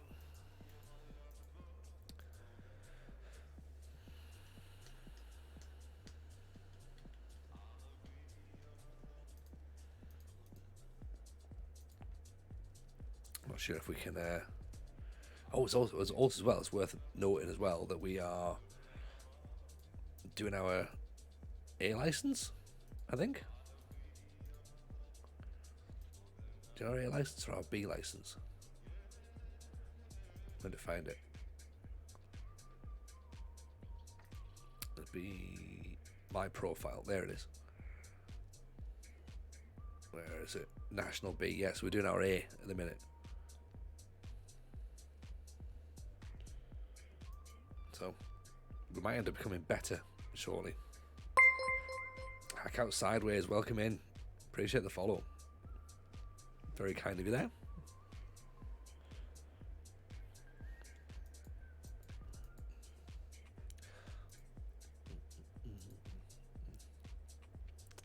Low tempo, high line. That's what they're saying. This is how we play. You know, the high line, of course, it's fine, but it also causes problems for us because sometimes we just end up inviting a bit too much pressure, and that's obviously not what we want. We don't want to be sort of like going, "Hey, everyone, come and attack our centre backs who are probably a little bit slower than we'd like." So, yeah, we try to not invite that pressure. Let's put Congreve on rather than Boyle because Boyle's not really hitting the ground running just yet. Stacey apparently not so much either, but we can sort of make an exception for him. Alfie Harrison could maybe play that role though. Maybe Chris Biggs could.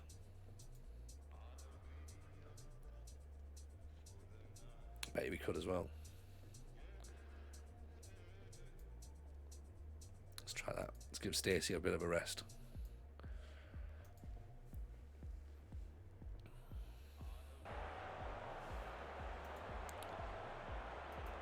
It's an interesting time to try him there, so.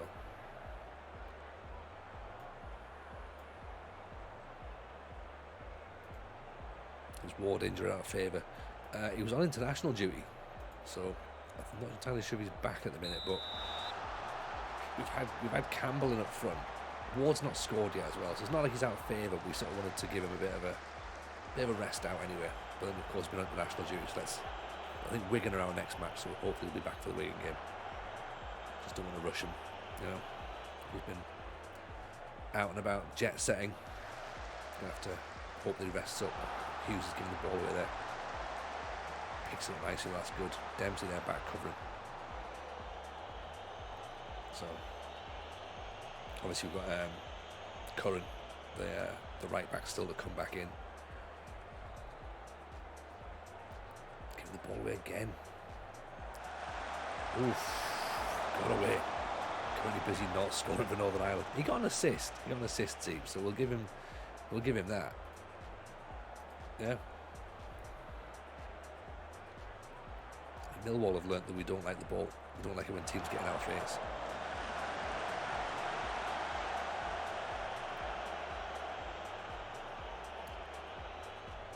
Grant down the line. Biggs has made that run.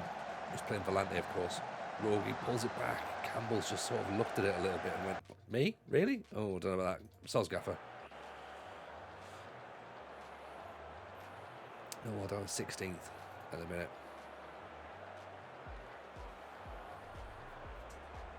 Back out sideways. What's the status of the challenge?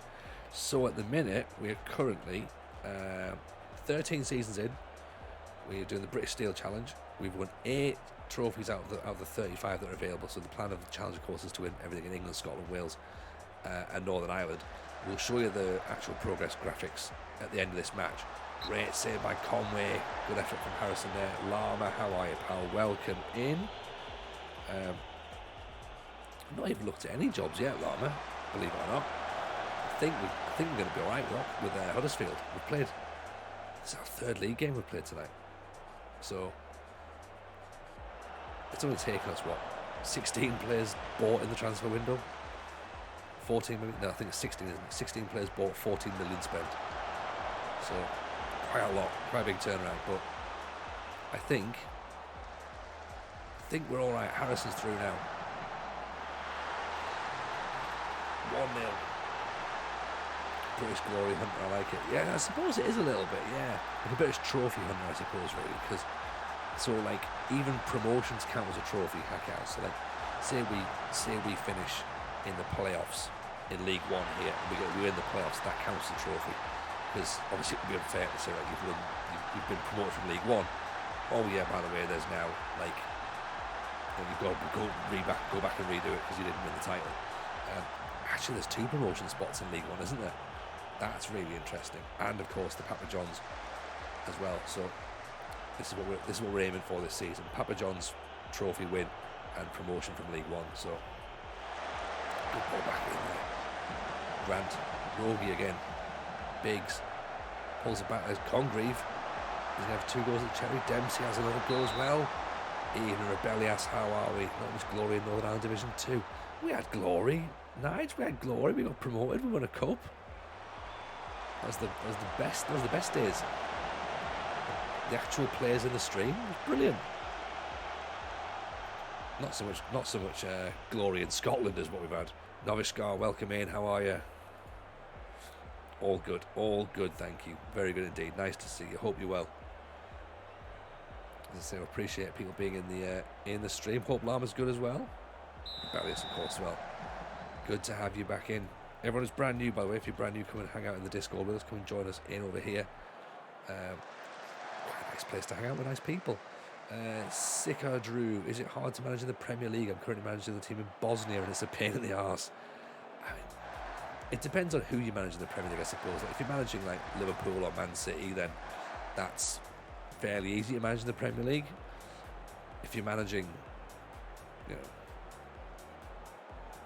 I guess like whoever's struggling in the Premier League in real life, I literally had to panic and work out who's still in the Premier League at this point.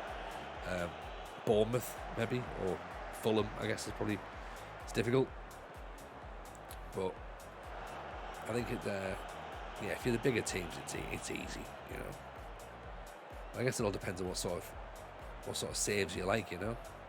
Like we like difficult stuff that you can see here. Like, this is not an easy save. This is not a save that most normal people would try and do. Wolfenden puts it wide. Oh, okay. You're a solid 7.4 out of 10. That's good though. Like, for a Friday night, you'd take that, wouldn't you? You'd absolutely take that. Namaskar, all good. Family went to bed. Got a couple of hours to myself on the computer. Lovely. I'm talking about the lower leagues of English football. You can't really compare the Bosnian Premiership to the Premier League. I mean, to be fair, you've got my ears picked up with the Bosnian League. I'm like, that sounds like my level of enjoyment, to be honest. I like things that are a bit more tricky. I like non-league management myself personally. I don't like the Premier League. I think the Premier League's boring. Ball's played through. Campbell. Don't like it in real life. So yeah, maybe I'll go to Bosnia. That'll be my thing. I'll do a Balkans challenge. Is it the Balkans? Is that where Bosnia is? Bosnia, Serbia, Slovakia, all those sorts of nations. Bosnia is the Balkans. Excellent, good. I was worried in case I'd made the wrong one. Lafredo's on a yellow card, and I don't think we've got another left back due to Miles being a fucking mentalist in the last match. So maybe tell him to stop tackling. Just stop it. Behave yourself.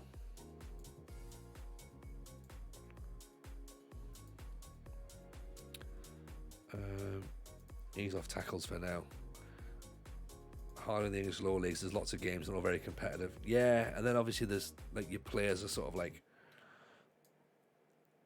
if you're part-time as well, that's always a trouble, like particularly when you're in the lower leagues. But yeah, squad rotation is difficult. You've got to like constantly keep moving the squads around, so you're maybe not getting as much familiarity and tactical familiarity as you'd like. Let's get Rogi off there and rest him up a smidge. Put Price on. Tell them to kick the Millwall players just for James. I mean, Millwall players do deserve a bit of a kicking personally, but at this point I'm like, Lee Miles is obviously dusting up his knuckle duster. Maybe that's why he got sent up against Bolton. He was like, Millwall, let me at him. It's like, well, mate, that's the next match. You've been sent off in the wrong game. Oh, yeah, soz gaffer.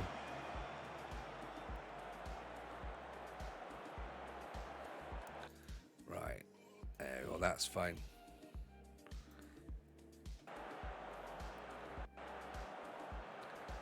That should be fine. 1-0 at home. 3 points. Do that, not play brilliantly. 66% possession, though. I think we're maybe a little bit better than we thought.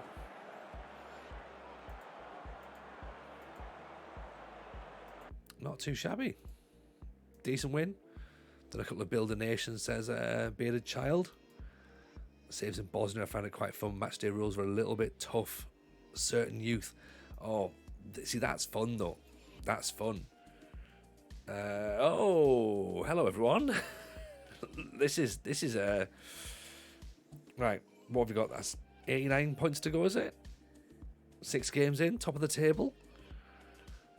Just slowly going about our business, everyone. That's what we need to do at this point, isn't it? May as well give us the title now. Exactly. Who's got a number for an open top bus company? Because I think we're going to need one. Get me Patrick Stewart on the phone right now. Evening, Tim Lewis. Tim fucking Lewis. Hello, mate. How the devil are you? Welcome in. If you're not followed Tim, by the way, if you've not followed Tim Lewis, go and check Tim Lewis out. Wrexham's #1 man. Amazing streamer. Wonderful creator. And more importantly, top class human being. So definitely go and give that man some love. And recently been engaged as well. So congratulations, Tim. So amazing to see. Can't wait to get you back properly on the old PvP scene as well and see a bit more brute ball, bit of murder ball there. So it's going to be good. But yeah, hope you're well, buddy. Let's do a bit more of this old. So that seemed to work out quite handy. So let's do something quite similar there then. So because I can't copy it from last week just yet because I've already gone past it. So it's now like, what did we do last week? There's a game tomorrow in the Bosnian League. We should all go. We should go. Can we get there? Who's the match? Who's playing?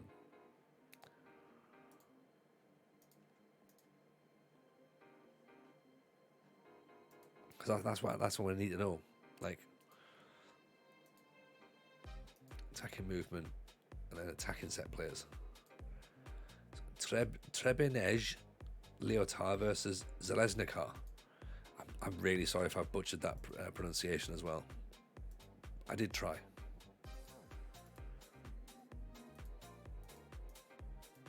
Chance creation, chance conversion there as well. This is defensive shape, I think, isn't it? As you say, actually pronounced it very good. Hey, you know what? That's very rare. That's going to be a thing. But I'm glad. I'm glad I've managed to get that one done. So thank you for that. Would you? I'm sick to death of the AI. Only ever been of players who have been clubless for 6 months. It's the whole reason it's annoying you. I mean, there is some stuff in there, isn't there? There is some stuff that's just literally there to wind people up. So I get that. Would you? Right? Can I copy? I can't seem to copy this.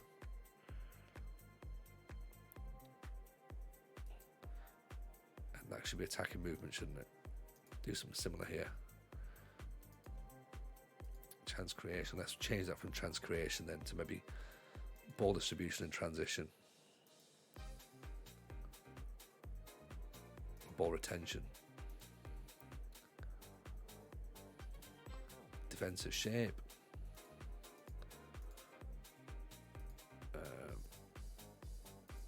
That's ball retention there, so change that. Transition. That can be ball retention.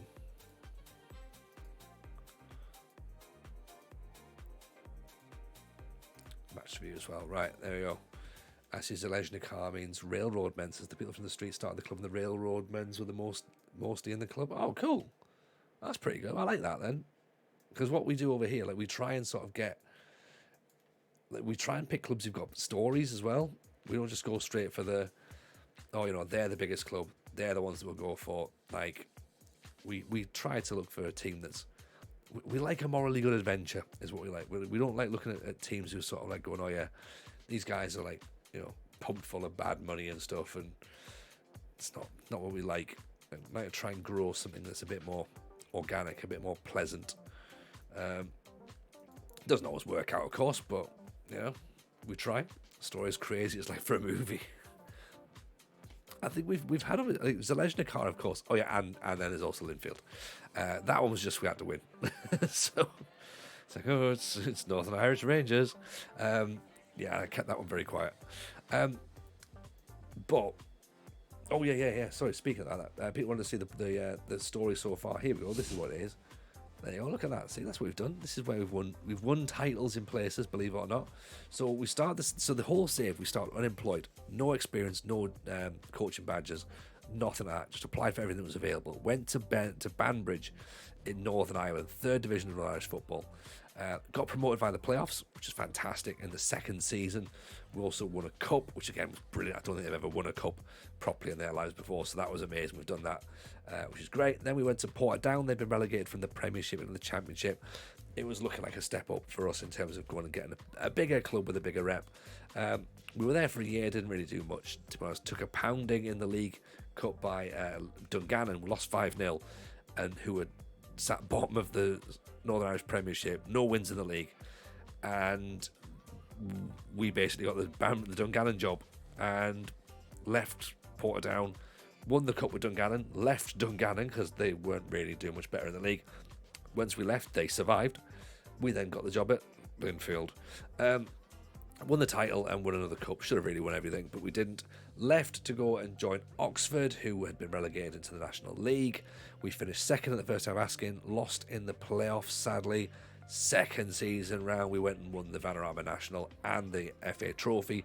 Then we got ourselves promoted from the League 2 straight away, so it was back to back into League 1. We didn't really do much in League 1. Went to East Fife in Scotland, did nothing there. And then moved back down the road to Huddersfield. This, of course, is what it looks like in the grand scheme of things. So, there you go. That's where we are. And we're only in 2034. We've only been doing this 13 seasons. Loads more to go. I reckon 50 seasons we might be okay for this. 35 titles, 50 seasons. So far, we're on 8. 8 titles, not 8 seasons, obviously. Crazy save, well done. To be fair, the further I got was 2041, still trying to win the Conference League, so no sign of a Champions League. But to be fair, if you're in these sorts of leagues and you're enjoying them, the fact that you're in the Conference League is still pretty good. You know, that's great.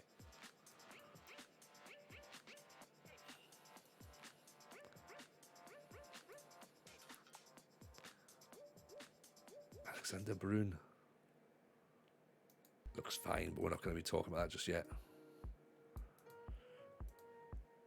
Presser loving Rogie. With Croydon, I think it's 8 trophies now with different trophies. Nice, would you? I mean, I know we're doing it a little bit slower than we maybe like. I think we're probably I reckon we're probably about 2 trophies behind where we probably should be by this point. But still, 8 trophies in 13 years. Most saves, people will be happy with that. But I think obviously given what we're trying to do, it's relatively tricky because you obviously got to keep like moving clubs to try and get a better thing with a cup. So like in Northern Ireland, for example, some of those trophies are regional, so you can only win them with certain clubs. So that makes it a bit more tricky as well, you know. So there's that to look at. Quick spin at TNS, you get 3 in a single season. Exactly. Ideally, I'd not like to do it with TNS. I'd like to do it with someone else and have a bit more time in Wales and have some fun. But yeah, it might be a case of we just need to win things. So get TNS picked, get those wins in, and away we go. So we have to be a little bit smart about it, and which is totally fine. It's totally fine.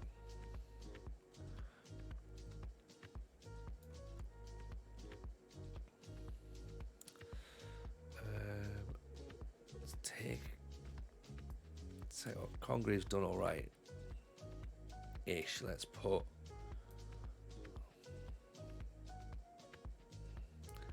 Campbell can come back out, Ward can go in, Campbell for Lloyd Lewis on the bench. In fact, Lloyd Lewis can stay on the bench actually. Only trophy I've missed out so far is the FA Vase. It's a good haul though, would you? That's a very, very good haul. Congreve or Boyle or Halter.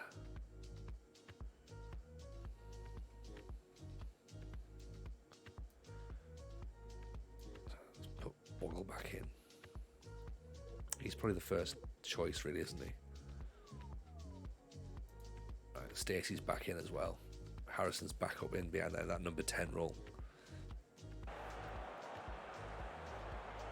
The FA Trophy felt good. Yeah, the FA Trophy's a good one to win.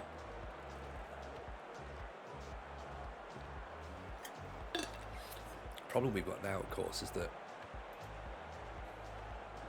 going into a match where we're top of the league, it's like, oh, here we go. Halter hasn't played for a while. He hasn't, and I'm concerned because, like, he's clearly, on paper, a very, very good player. But does that mean he fits our system? Oh, Ward. Oh. We can bring him in and get him in there. Mitchell with a great save. I definitely think he's worth some minutes, that's for certain. He's on the bench, so yeah, we can definitely bring him on. We give him 45 possibly. Lafredo, Boyle. There's Harrison. Lafredo back inside for Stacey. Great save. I think there's not a link up yet between Lafredo and Boyle. I don't think they've quite got an understanding going on. Whereas, like, on the right, Grant and Rogie seem to have, like, telepathy almost. Like, their relationship seems to be working really, really nice. Whereas I think Lafredo and Boyle, it's not quite there yet. Lafredo gets it away. There's Ward. Turns, he's on his own.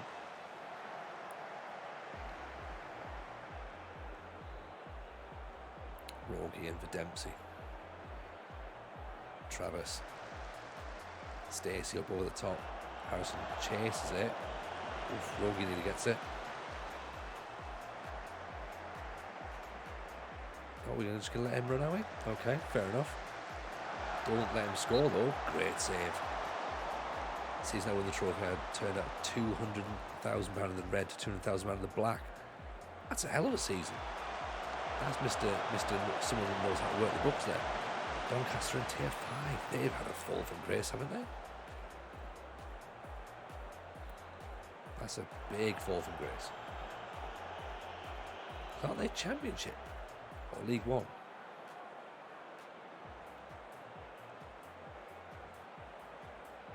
That's a couple of huge drops. League One, maybe.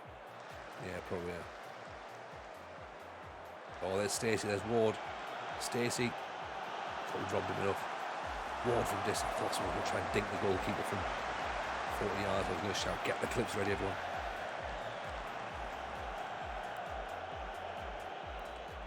A team called the New Mills went on a 4 consecutive promotion streak. Nice. That's what I like when there's just like one random team turns up. You're like, where have these guys come from? Stacey boots her over the top.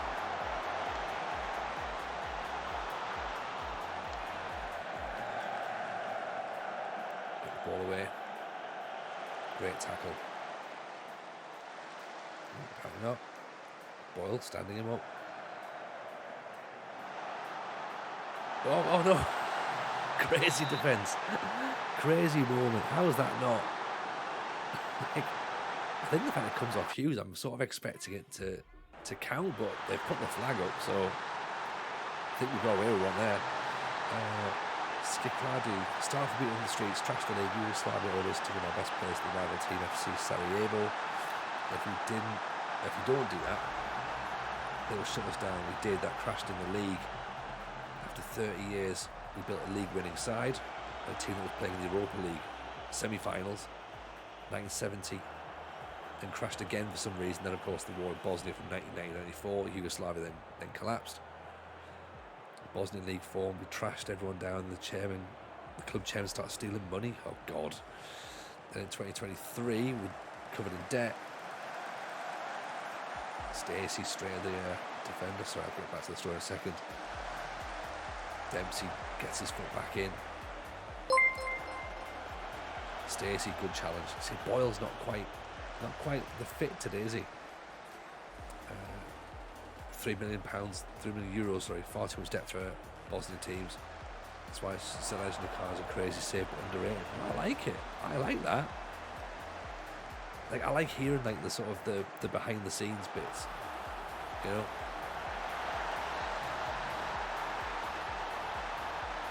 There we go. Ward with a goal. Calvin, the scoreboard where you can see who's scored will remain when your team gets a chance to score and will not go away. What do you mean, sorry, Calvin? Ward, that's what we wanted. Get him his first goal of the season. Get a bit of excitement going on. First goal, that's his first goal of 20, we reckon, this season. Nice tap in. That's what we want. That's what we want. Everyone's happy. Let's give... Right, ball's going to come off. Give Halter a run out.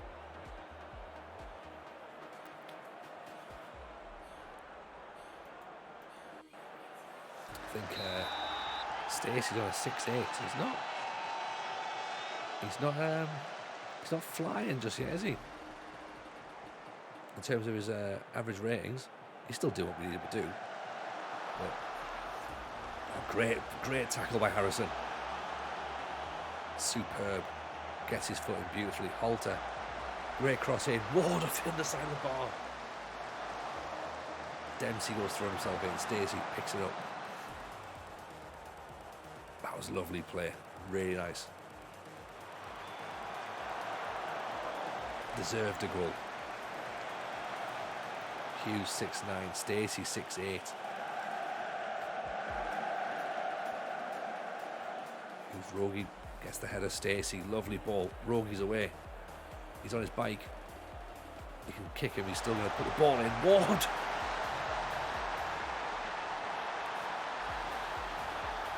That's why we paid the big money for the big man, isn't it? Made me think about doing a Balkan save in FM24. I like the sound of that as well, Nige. Because the British Steelers win all the trophies in England, Scotland, Northern Ireland. We could do a win all the trophies in the Balkans as well. On FM22, I started a journey about making the new Edin Dzeko. Doing end up playing in Real Madrid, surpassing Dzeko. Nice. You could do that. So what could, forgive my ignorance here, but what countries would quantify as the Balkans? Would it be Bosnia, Slovakia, Slovenia? Anyone else? Croatia, maybe.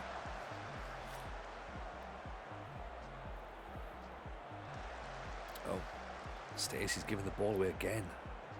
Right, let's get Stacey off because he's not having a great time so far. Holter's lost the ball as well.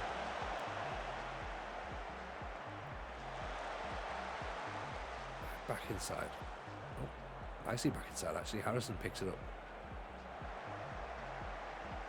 Just keeps going. Keeps going. Holter. Ball's in nicely. Ward, knocked down. Stacey. He's going to ping this to the top corner, isn't he? Just something about to bring him off. Rogue with the header. Albania, Bosnia, Bulgaria, Croatia, Kosovo, Montenegro, North Macedonia, Romania, Serbia, Slovenia. That would be fun. That would be a lot of fun, actually. There's a lot of good nations in there to play with, isn't it?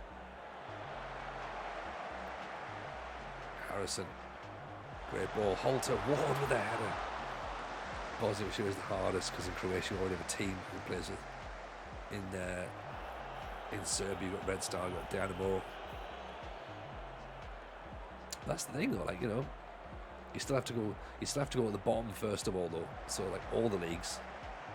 So I'm not sure how many leagues there is in the Bosnian tier. Rogi with the goal, and is that Biggs with the ball? Biggs with the assist, is it, or is it Harrison? Lafredo. It's Biggs. Fun to find a Balkan Super League mod. That'd be great. Great ball. Lovely finish by Rogi. Happy City signed Zeko because I was already married at Wolfsburg. Zeko was a great player. Really, really great player. Like, bizarrely underrated, I think. Like, I know that's maybe a weird thing to say, but I don't think some people realize just how good he actually was. I think some people are like, oh yeah, he's a big player who played for Man City. He was always going to score goals, but like, just forgetting that he's actually a really, really good player. The closing in, even though it looks like the team's starting to catch fire. I think we are a little bit, yeah. I think we've got something going on, which we were hoping for. Glance. Let's bring Curran on. Curran can get a bit of a run out, see if he's going to be, well, not get injured for a start. Be nice to get him a few minutes game time. Corner coming in. Rogi now. Onto someone's head. Make it 4. Oh, just like that. That would have been what we wanted. 3-0. 2 from Ward. That's what we want. Another clean sheet as well. Jacko was a child that almost died in the Bosnian War. His mother didn't give him to play with his friends outside. They had a grenade pop between the kids. Oof. Kids died. Jacko survived. Bloody hell. Even Dr. Hugh, welcome in. Joker Show, welcome in. I'll appreciate the follows from both of you. Very kind. Welcome to the stream. Hope you're good. I say it's quite a nice chilled out Friday we have over here. We normally stream Mondays, Wednesdays, Fridays, and then there's some like bonus streams as well, which is when we jump in and go like, hey, we haven't streamed in a day, so let's get ourselves on. Which is good because obviously we've got quite a bit to do with this sort of save. So yeah, if this is the sort of thing you fancy and this is the sort of thing you're into, then drop a follow on it. Feel free to drop a follow. It'll be greatly received. Let's just paste these. We'll have to change a little bit when we've got 2 game weeks. That'll have to change, but one thing I remember about the real blooper, 3 yards from goal, went the ball across the open net with his left foot. Hits his right foot, bounces clear. Nice. I can't remember that, but that's brilliant. Right, Salford next, then Bristol City, then Tranmere and the Johnstone's Pains. Oh, Papa John's. Johnstone's Paints. Imagine that. Imagine if it was the Johnstone's Paints. I'd love it.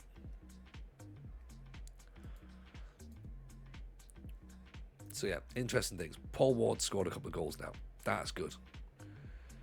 Stacey's not quite flying. However, Biggs looks like he can drop into that position where Stacey's playing. Isn't it about time for 3 years of TGFM streaming? No, it's March. We've literally just done 2 years. Just done it, Zar.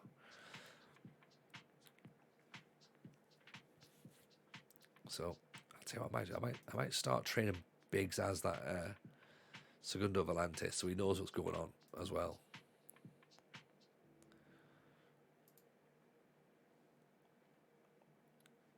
His position is not brilliant for it, but it's just a box-to-box midfielder, really, isn't it?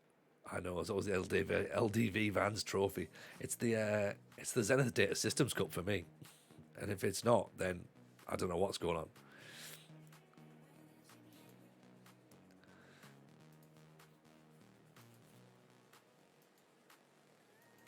And the League Cup will always be the Milk Cup.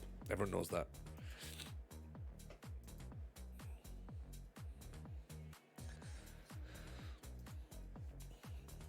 But I mean, you know, speaking of 12-hour streams, I mean, you never know, you never know what's around the corner. There might be something that just pops up and we're like, oh, hey, here's an idea. Let's do that. So if I tell you who is actually doing some he's going to be doing a charity stream shortly, actually. It's our man, Rich Owens. So make sure you're following Rich Owens and keep your eyes peeled because he's doing a 12-hour stream. He did it last year. It's for the hospice that looked after his dad towards the end of his life. So he does a 12-hour stream for them. So definitely make sure you follow Rich and go and drop him support, particularly when the stream's on. So yeah, keep your eyes out. Obviously, check his Twitter, but also check his Twitch as well. And yeah, go and give him some support because it's a great cause, and you know, you guys are all good for charity stuff. We know that. So we had loads of stuff in the past. We raised a stack of cash when we were doing raising money for premature baby unit at York Hospital, which causes charity that's incredibly close to my heart. So yeah, between us we do well. We do all right. Lilwood's Cup is too modern. Sad to see the Milk Cup go. We all are. I remember the Milk Cup 1985, Sunderland versus Norwich. Sunderland wearing the first ever Nike kit in the UK.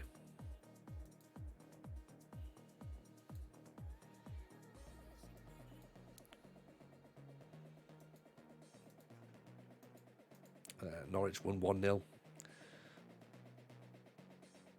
Just created a Twitch account, found me. Twitch is better than YouTube. No, I appreciate that. It's very different. It's very different from YouTube, to be honest, because you get to do things like this. Zar, give me a number.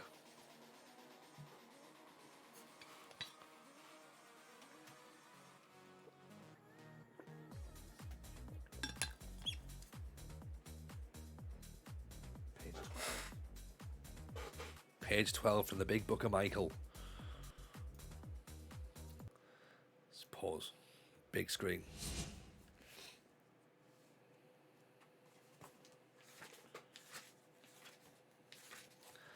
I'm starting to hope that you've been writing the page numbers down, to be honest, Zar, because you're the one who asks for them the most. I went through a patch as a kid when I just couldn't play if he wasn't there. If he was late, I would virtually stand still looking at his car. Sorry. I went through a patch as a kid when I just couldn't play if he wasn't there. If he was late, I would virtually stand still looking for his car, waiting for it to pull up. He soon learned to be on time. Even when I was 14 or 15 playing at Lillyshaw, the National Academy at the time, I was an England schoolboy competing at quite a high level by that age. My dad had to be in his usual position behind the goal.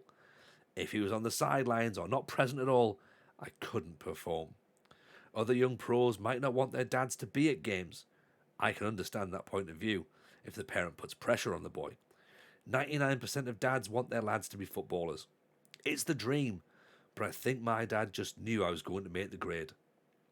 I found out later that he'd told close friends I was definitely going to end up playing for England.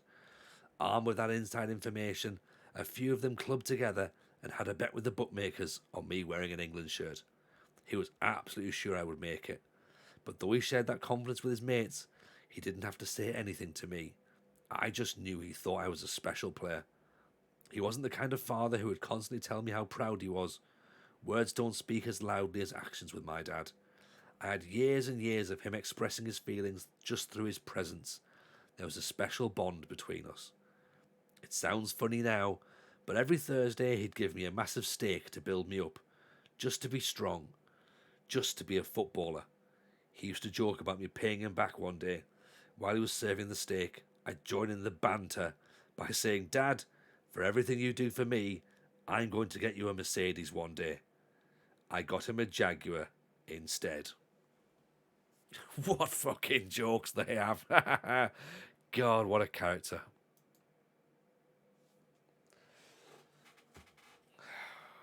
Michael Owen's dad just didn't love him. Let's be honest.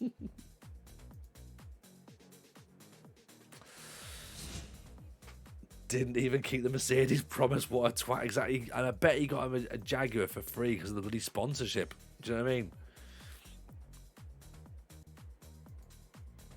Classic Michael. All those steaks didn't build him up either, did it? He's still only this big. Yeah. So there. He managed to make that sound. He managed to make what should be a nice moment sound bloody boring. It's not getting better. I'm running out of channel points. I know, mate. I think we need to try and find another book as well. Like let's get our next book lined up, so we've got some more options. Sounds like Michael Owen's dad viewed his son as a commodity.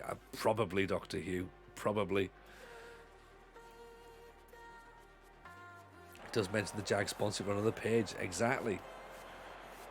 So this is the thing. I think it's all lined up in it. Going, okay, I'll get you the car I can get for free, Dad. It's, just to pay you back for all those things. What an advert for veganism. Eat steaks, grow up to be like Michael Owen. Yeah. I'll go plant-based from now on, thank you. Have you read Neil Warnock's book? I think we should. I have a feeling that's going to be brilliant. Evening into the Fox, how are you, pal?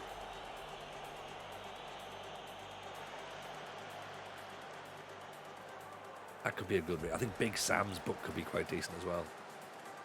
Sean Dyche's. I feel like you want someone like Glenn Hoddle, or where's Peter Reid's autobiography? That's what we need, right? Or someone shit like Darren Huckabee. What would his autobiography be? The audiobook of Warnock. I hope Warnock reads it. I hope it's Warnock reading it. And then I fucking said to him, right? If his commentary's anything to go by, Lee Dixon's book will give Michael Owen's book a run for his money. Yeah, quite possibly. Where's Danny Cadamarteri's book? Section about QPR pre-season camp that came across like a money laundering trip. Of course it would. All the chat about realities admin at Palace was fascinating. Oh, nice. Harry Redknapp's book would just be cringing if it was written by him. Yeah.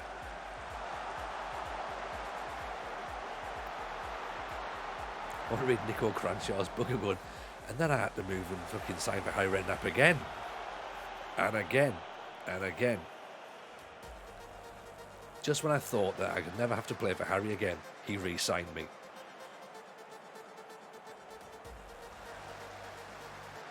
Warnock's is full of anecdotes, which was actually quite funny, unlike Owen's. Yeah, I mean, to be fair, you could give Michael Owen Billy Connolly's set and he'd make it sound tedious. I'd be like, really? Billy Connolly's not very funny. Go, no, it's Michael Owen who's doing it. He's butchering it. Right, Grant's on the yellow card. He's coming off at half time.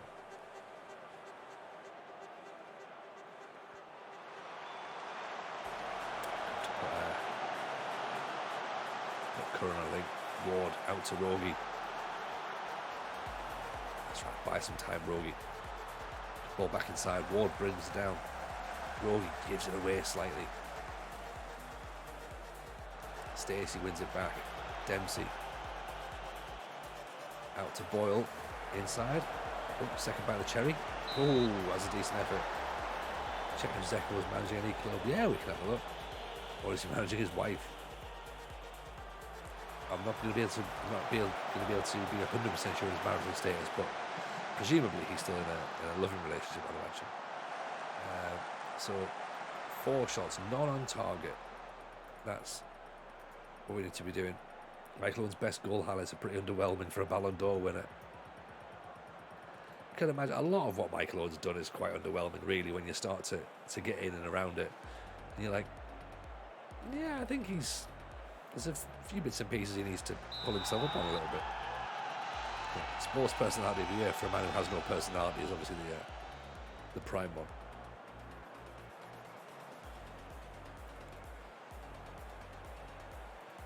Let's encourage a little bit. Boyle still at 6.7, 6.6 now. Ward's down to 6.4. Liverpool supporters should do a book called "It's Not Our Fault."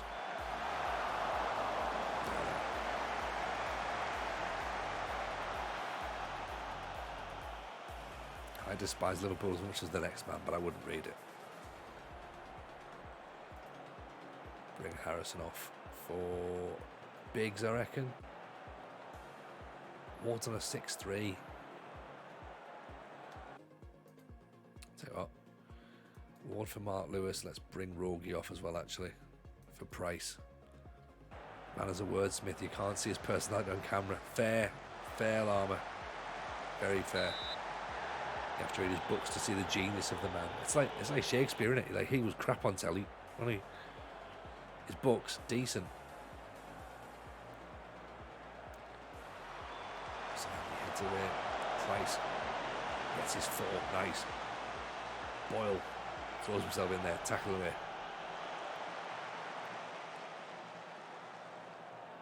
Always thought him as a footballing Van Houten. I mean, we need to get Denise Van Houten's autobiography. She must have one, surely. We need to find out whether she did or did not murder Coolio. Gallagher, good save. Cantona's would probably sound pretty bizarre. I think anything Cantona does is going to sound pretty impressive. Mascali puts it in, saved. See whether Rachel's going to clear it. No, it's because I pressed a button. Coolio's dead. Apparently he's are, but it's a big government cover-up. Cantona's within the style of beat poetry. I like that.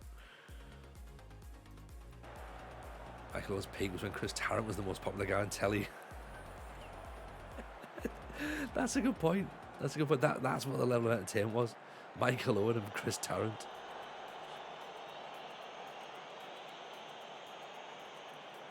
Oh, Price intercepts. Gives the ball away though.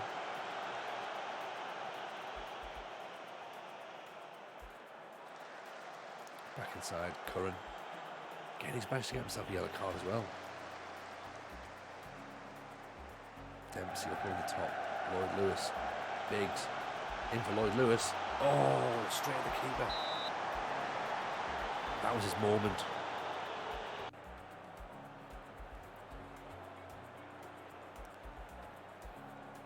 Come on, Boyle. Good cross in onto someone's head. We'll take another point away from home though. Now, 0-0's fine.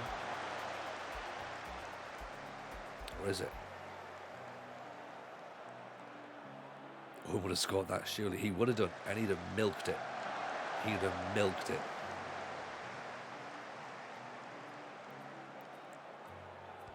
Rachel launches it. Oh, we've missed the second ball. Very unlike us, to be honest. We normally get that one pretty good. Which leads me to suggest I think we're going to concede. Nope. That'll do. Goalkeeper's only 13.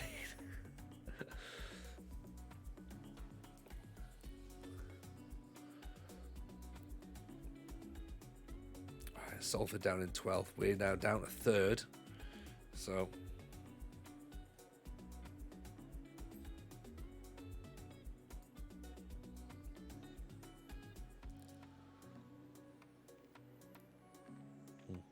no, Skiraku, it's been great having you in, man. Genuinely, it's been very, very interesting. Let's see where Njeko is.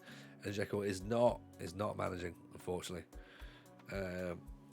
Yeah, once he ended up at Inter, that was him gone. He left. No more football for him. Just went off to go and live his life, I'm afraid. So there you go. There's your man Dzeko. Oh, achievement unlocked. Best in the business. It says down there. What on earth have we got there for best in the business? about Pjanic?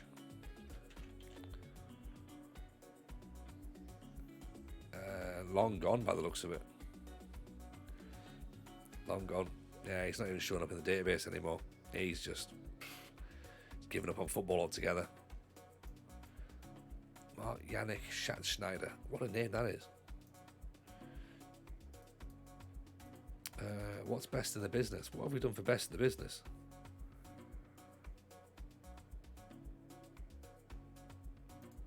What's the... sorry, I have to find out what that achievement was.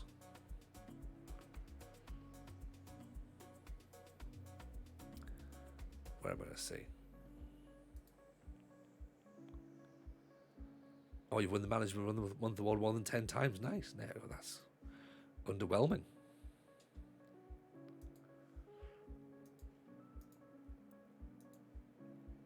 Defensive actions. Look at this. Look at John Grant.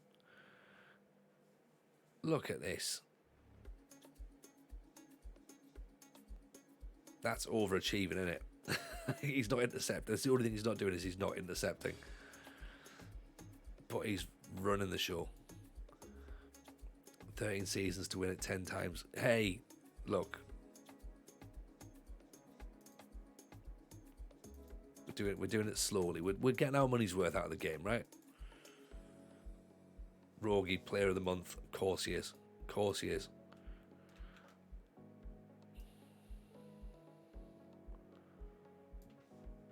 Stick it in there for him because he's in the Discord right now there, so.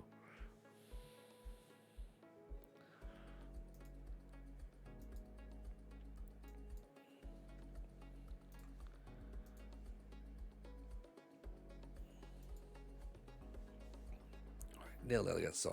John Grant's a brick wall. For a midfielder, he's pretty handy. You know what I mean? So sorry for the late response. Oh mate, Tori, yeah. I'll get round to answering stuff eventually. I'm just I can be a bit like, oh, where are we going? Yeah, what was the response? Sorry, Kelvin X in with a follow. Very kind, Kelvin. Board review, they're happy enough. Supporters, yeah, they're all right with it. They're fine. You're never going to please everybody, are you? That's the thing. You just got to deal with it, haven't you? Just be like, okay, fine. You're not that fussed by the fact that we're third. I get it. You know. Yes, we should do better. Sorry that we dropped a point. You know. All right, Bristol City away, then Tranmere Rovers in the old Papa John's. Fun fact, Edin Dzeko's wife terminated his move to Newcastle where he earned more money than Inter. The reason being England was lame. Nice. Big up Mrs. Dzeko. She seems like a smart woman.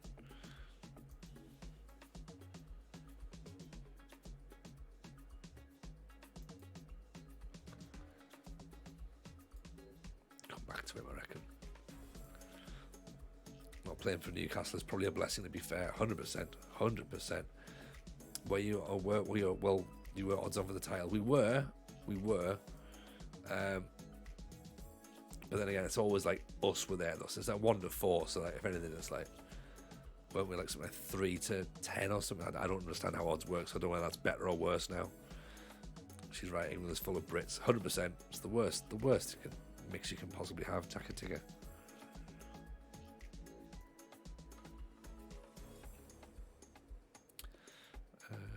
One of our players got a New Zealand call up. Very nice. Good crowd expected for the Huddersfield match. I think there probably will be. Bristol City. We had a little flutter with them. We may have even ended up being Bristol City manager at one point. You can be, in fact, if you subscribe to the channel in the subscribers channel, the Discord, you do actually have that save option in there where you can go and take part of the go and take over at Bristol City. You know, we've also got the Linfield saves in there. So you get the point on Linfield, and then did we leave the bit where we have Oxford? Where we leave Oxford? Did that stay in there or not? I can't remember.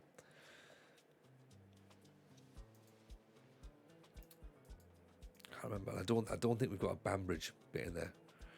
could be wrong. Travis needs a bit of a boot up the backside a little bit. But yeah, if you are going to subscribe, do it through Prime because it's free. Well, it's free if you've got Amazon Prime, obviously. If you haven't got Amazon Prime, it is going to cost you.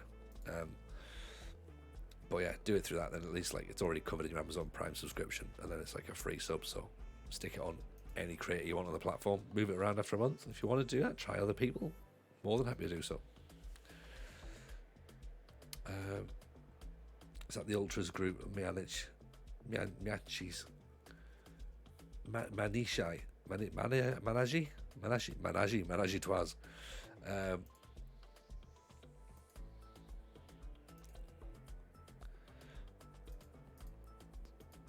Let's maybe put that tempo up a bit and maybe move ourselves a tiny bit higher.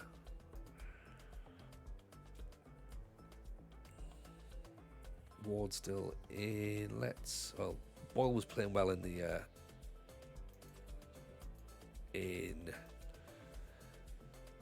in training, so let's keep him out there as the playmaker. I might have to make him just as a winger, to be honest, because he just doesn't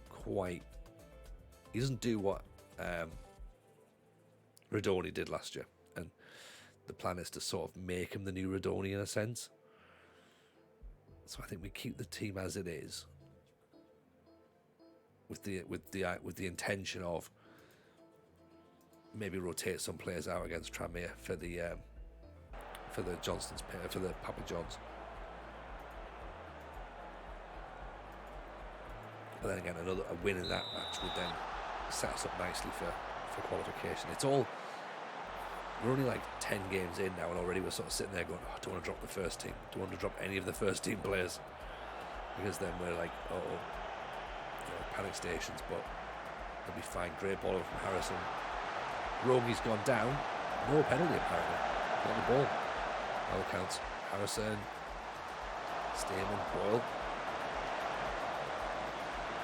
Hughes, Dempsey, Stacey, Harrison. Stacey's charging through. Grant in for Rogi. Back for Stacey. Serge Zeleshkinar's 100th birthday fireworks you'll find in a New York Times article. That's pretty cool. Ward gives the ball away. Travis wins it. Boyle just stands around a little bit. Oh, that sounds a bit lucky there. This feels very frantic, doesn't it? This early exchange. Let's turn that tempo down a bit. Ball is out there daydreaming. He is a bit, and he's just picking his backside. Just like, isn't it lovely being in Bristol? Like, fucking hell, mate. Start watching what's going on. Otherwise, you can have a lovely time watching Bristol on a seat. Someone else can be out on the pitch doing your job for you. Stacey nearly giving the ball away as well there. Over the top, nope, not quite.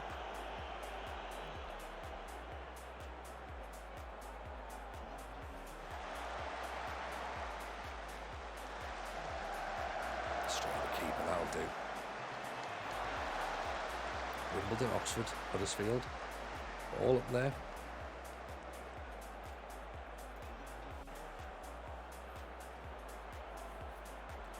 What's that? 22 points out of 9 games. Forgive me for trying to work this out quickly in my head, but have Huddersfield dropped a point? I don't know if they have or not. They must have done. Yeah, because like 7 would be 21, wouldn't it? So yeah, they definitely dropped something. Rory, Stacey. Good save.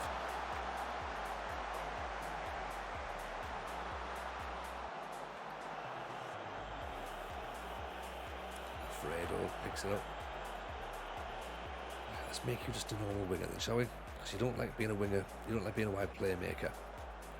Mr. Jameson, hello Mr. Callum, how are you, buddy? I believe congratulations are in order. I believe there's been a promotion party.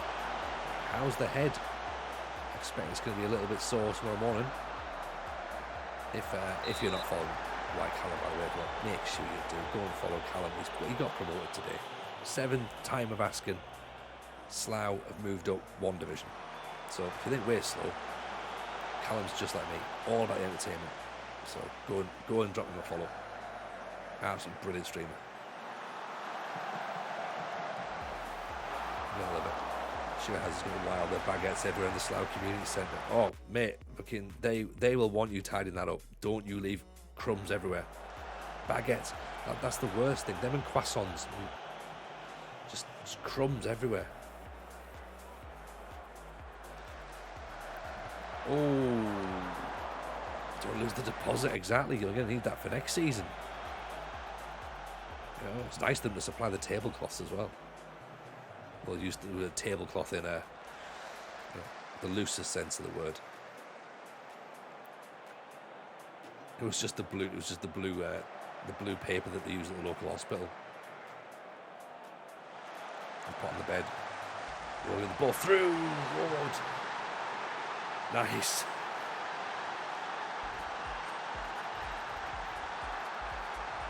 Sloughed off there, Slough to despond. Lovely ball. Stacey finally gets something. That's Ward and Harrison both competing for the ball there. Excellent. Fancy a Balkan Steel challenge, win every trophy in the Balkans. I think it sounds good fun, doesn't it, Nige? It does sound fun. Ward's going to be streaky with goals, I reckon. Quite possibly, Z. Quite possibly. I think he's going to be a confidence player. I genuinely think he's going to be a confidence player, and I think there's going to be, as you say, there'll be games where he gets like 3 or 4 goals in maybe like 6 games or something, and then there'll be matches where he maybe goes like 4 games to where he doesn't score. And it might just be a case of looking at the sort of defences that he's playing up against. Maybe in the games where he's looking like he's struggling, we have to put a second striker in there to give him a bit of support. Maybe we need a bigger player to play the ball off him.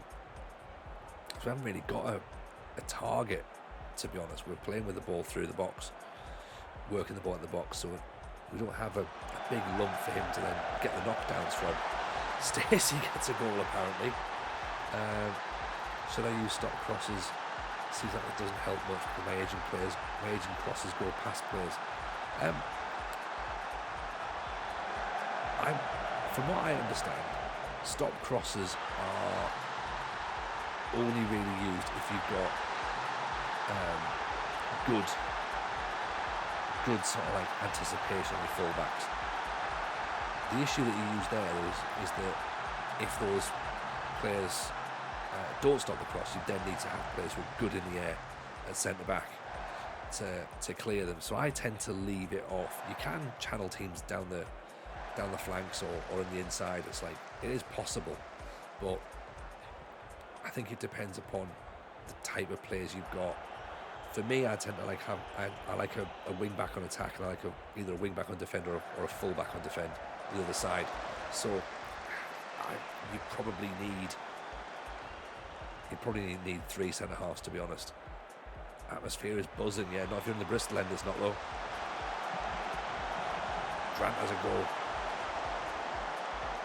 Harrison did not play well by all accounts. Let's pop Biggs in there.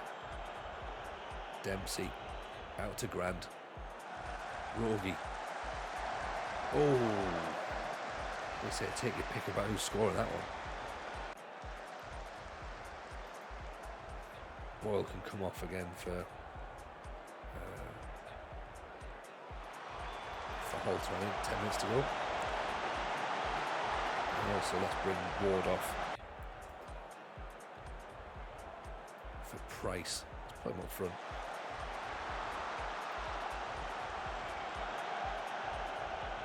Oh, hang on. Here we go. Orlando Kelly, of all the people.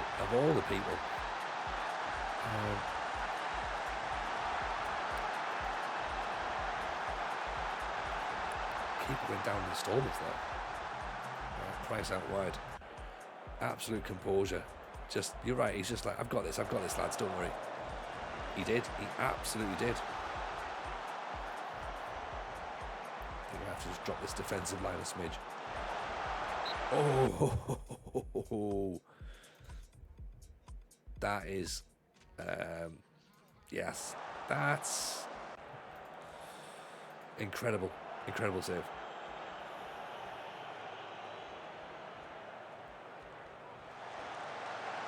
That's the thing is, Callum. There, we basically attribute, stats matched the goalkeeper in recruitment in the summer, and we went and bought the guy who was essentially the best goalkeeper in the league last year. Like, he was Hull's number one. Hull got to the playoff final and lost. We're like, right, let's get Hull's goalkeeper, and he's been great, really great. And that's a fantastic save. That'll do. 3 points. Might not have been brilliant. 68% possession again. We might have let them come back in the second half, but that's what we need. That's what we need. Just another win. Moves us up 1 point behind Wimbledon now, who dropped another couple of points, so that's looking much better.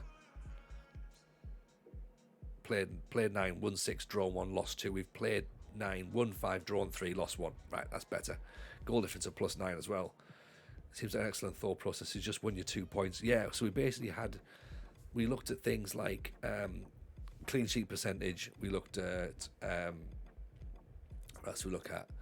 We looked at shots faced, and we looked at things like, there was another attribute we looked at as well, which I can't remember. But we just went through it and we're like, right, this has to be the guy. Where is it? Goalkeepers. It was expected goals conceded per 90, and then we went for saves, expected saves, and it was just he was top, absolutely top. And then we had like sort of stupidly cheap as well. So we're like, right, let's get him in, and then sell the 2 goalkeepers we had who were more expensive, because they were just, it just looked like it made sense to sell them off. And yeah, like looking at him, he doesn't look much. Do you know what I mean? Like, he doesn't look much, but he does everything he needs to do. So you can see the 39 goals in 46 games. He had 18 clean sheets last season. He had 7 man of the matches, which in this match engine, to get a man of the match as a goalkeeper is incredible. And then we're just sort of looking at the other attributes on Stag's view. Sorry. So we're like, right, he's got to be the guy. Get him in. I know about Steel Challenge, but I talk about quick saves I did. It took me less than a month. The Hadjic rebuilds. Oh yeah. Rebuilds are quite fun. Rebuilds are a lot of fun. I think some people will see. The thing is, I find it difficult with rebuilds on YouTube and stuff, because the creators don't play those saves. It's like a simulation. So for me, I'm like, that's not a full rebuild. It's great. Don't get me wrong. It's great. And what it is, it's more like a sort of a tactics thing of like, oh, this is what would happen if I put this tactic on here, and then bought some players, and then there you go. That's where I would be at. And that's fine. That's totally fine. But I think that to do a full rebuild, I think you've got to play the games really personally. But that's just for me, you know.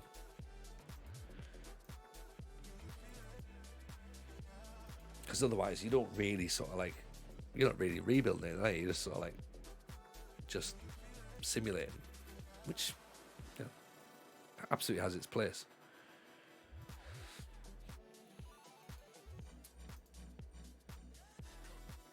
All right, Tranmere are up. It's the big one. We're on Tuesday. We're on Wednesday. Normally, Tranmere were famous for Friday night football. It's considered rotation, shall we? A rebuild when the old FM gets boring. Yeah. Again, I think it's like, it's each to their own, isn't it? Even Dan Rees, how are you, pal? Not killing the simulated rebuilds, you don't get to see anything really. Exactly. And that's completely fine. It's completely fine. As I say, if you can make great content out of it, then superb. But as I say, for me, I look at it and I'm like, yeah, I'd rather make something myself personally, but no, that's why I don't do a lot on YouTube, I don't think. Let's look to rest Travis because he's injured. Carnell's back, which is great. Let's also rest Grant because we don't want him broken. Curran can go in. Stacey can probably do with a bit of a rest as well. We'll put Biggs in that Volante role. Gardner can go on the bench. Actually, Gardner can go just behind. Keep Paul Ward in up top, do you reckon? Or do we give it to Lloyd Lewis? Or Zenk, maybe?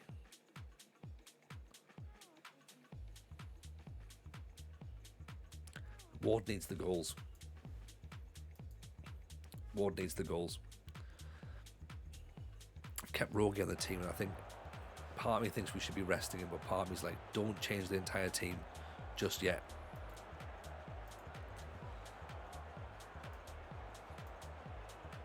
You know, we don't want to blow it, do it?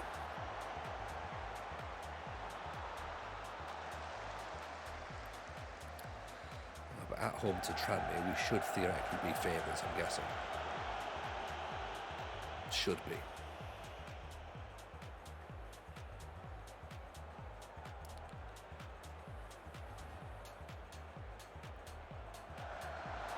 Curran inside the Bigs. Back for Gardner. Oh. Decent clearance. Got the defence rattled.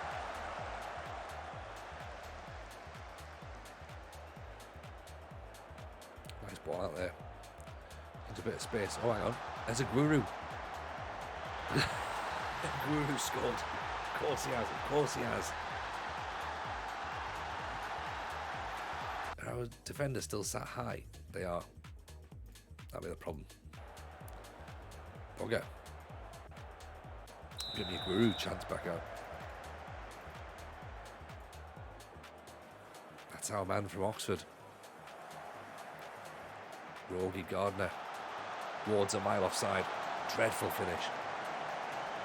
How's he missed that? Just put the flag up just out of embarrassment. Just like, oh, he's offside. He's offside, clearly. Like, he knew what he's doing.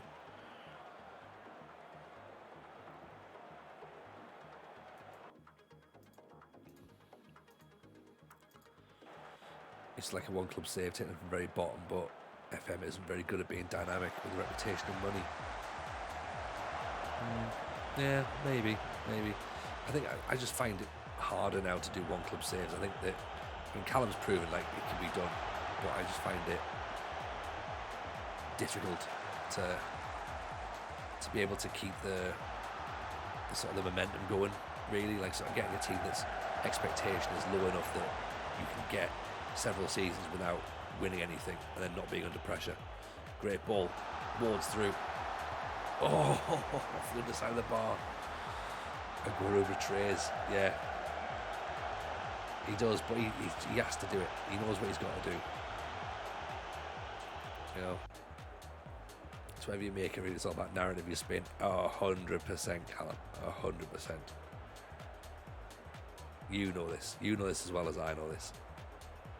Make the save as fun as you can, however you do it. I mean, Holder's not getting involved, is he? Like, just standing there, like, looking at him, going, like, do I have to go? Do I need to? I'm like, yes. Actually, great challenge by Dempsey. He's not fussed about. He's going straight in. Gardner. He's away. Ball's in. Ward heads it wide. Like Ward's ambition fluffs a simple chance, then tries to lob the keeper from a tight angle. It shows he's got confidence, you know? It shows he's got confidence. He's not worried about making a mistake, which is good. But yeah, there's maybe a little composure issue possibly. Curran. Dempsey wins the ball. Rogie. Can't quite play Curran in. This feels like a frustrating match, doesn't it? Rogie stands him up. Takes the tackles. Gardner. Halter over the top. Misplaced confidence a little bit, just like most of his shots. Yeah. Callum can even do a one league save. That's a bit harsh. That's a bit harsh.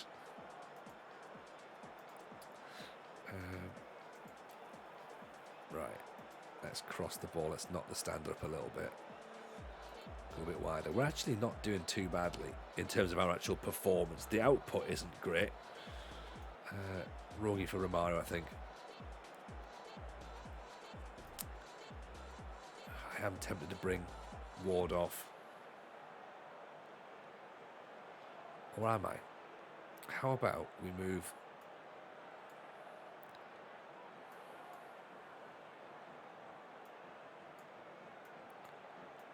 Move everyone up a bit.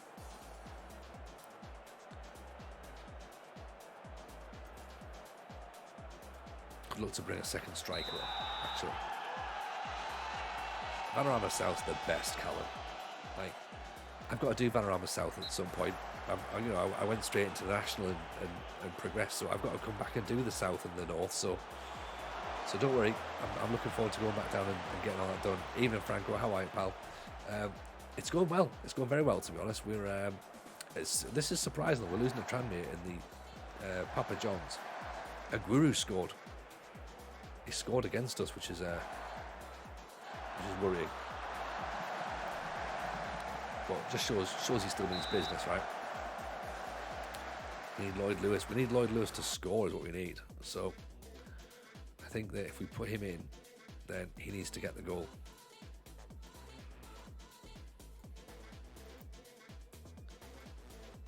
Losing in the Pizza Cup. Well, we're still in the group stages though, so we're not fully losing just yet. If that makes sense.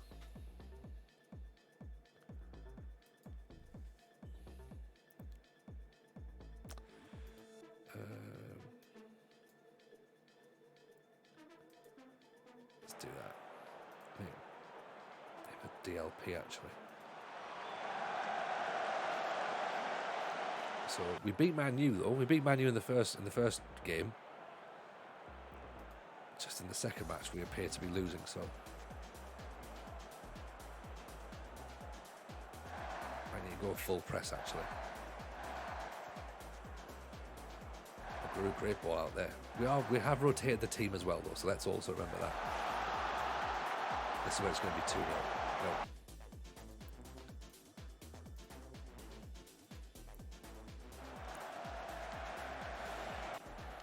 54 minutes in, we're like, right, let's push on. It's been all us though, hasn't it, really? It's the fact that we had that high line that caught us out early doors, we're now getting caught again, I think.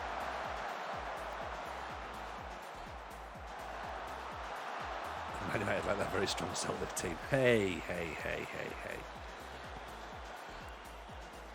Look, the name on the badge says Man United. The name on the badge says Celtic. Yeah.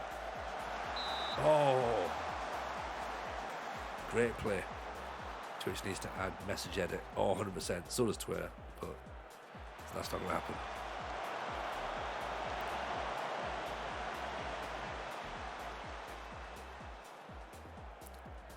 Ward's offside. What are we doing? 70 minutes in, we've had all the shots in the world, just not scoring. Now lost the ball. Hughes gets it away. Price goes in. It moves straight at Walter. It's offside. Right, very attacking. It's going to have to be. I don't know why we're committing so much forward in the game against Tranmere, but it sort of makes sense. Ward could finish with the score 6. Well, we mentioned about the fact it's going to be streaky, isn't it? Lloyd Lewis offside. It's going to come down to Accrington, who of course knocked us out of the Carabao Cup. I can't believe that we've been beaten by Tranmere. of all the matches, like, we've been playing great. I wasn't expecting this. And like, oh, okay, fair enough. Like,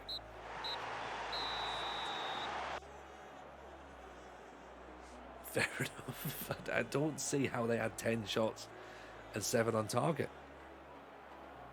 That's got to be wrong, surely. Surely that's got to be wrong. All the highlights seem to be ours. But Skiradu, no worries at all. Nice to see you. Nice to have you in. Nearly 1 o'clock here. Print was dead. Yeah, no worries, man. No worries. Like, come and hang out with us again. As I say, we do Monday, Wednesday, Friday, and we might do something over the weekend. We'll see. But yeah, no, pleasure having you in. I tell you what we'll do. We'll try our best. Then we'll come and we'll do a game against Birmingham, and this is this thing where it's just like, oh, all right, are we gonna go chasing for a win now? I don't think we go chasing, but we'll have a look.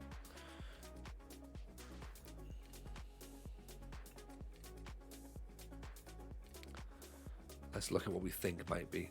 Monday, Wednesday, Friday, got it. Yeah, cool, man, cool.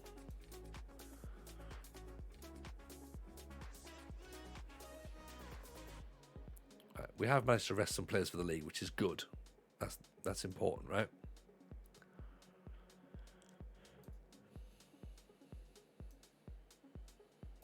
So I'm going to go with Congreve, actually, out wide. See if he performs a little bit better than...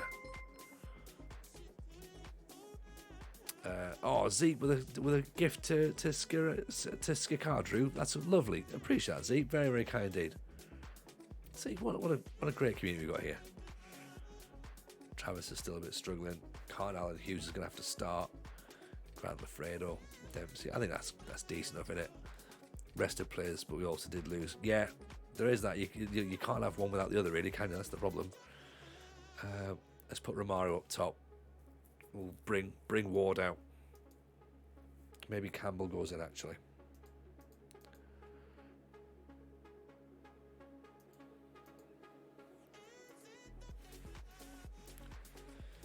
We have got, look at that, I got some arrows. Hey, there we go.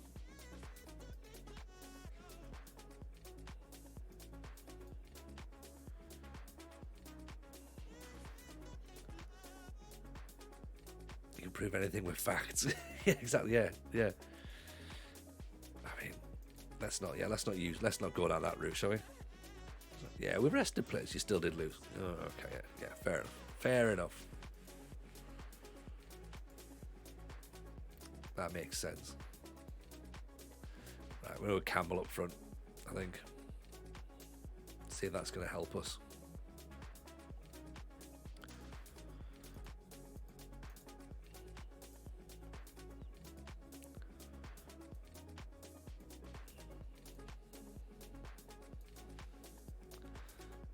Come to Birmingham. Where are they in the league? They are currently sat 6th. It's going to be a tough one. If we win this, though, and Wimbledon drops some points, we finish the stream top of the league. That would be all right. I'd take that. Be very, very happy about that. Which means it's unlikely that's what's going to happen, because that's too perfect, isn't it? It's far too perfect for that to be the situation. How many hasn't Ward scored? I mean, come on, Franco. You need to get off Ward's back. He scored 3. He scored 3 in 7, actually. Well, 3 in 6. He's come on as a sub once. He scored 4 in 9, if you include a substitute performance appearance overall. So I think that's actually not too shabby, to be honest. He's not quite got the absolute banging goal power that we thought he would have, first of all. But you know what?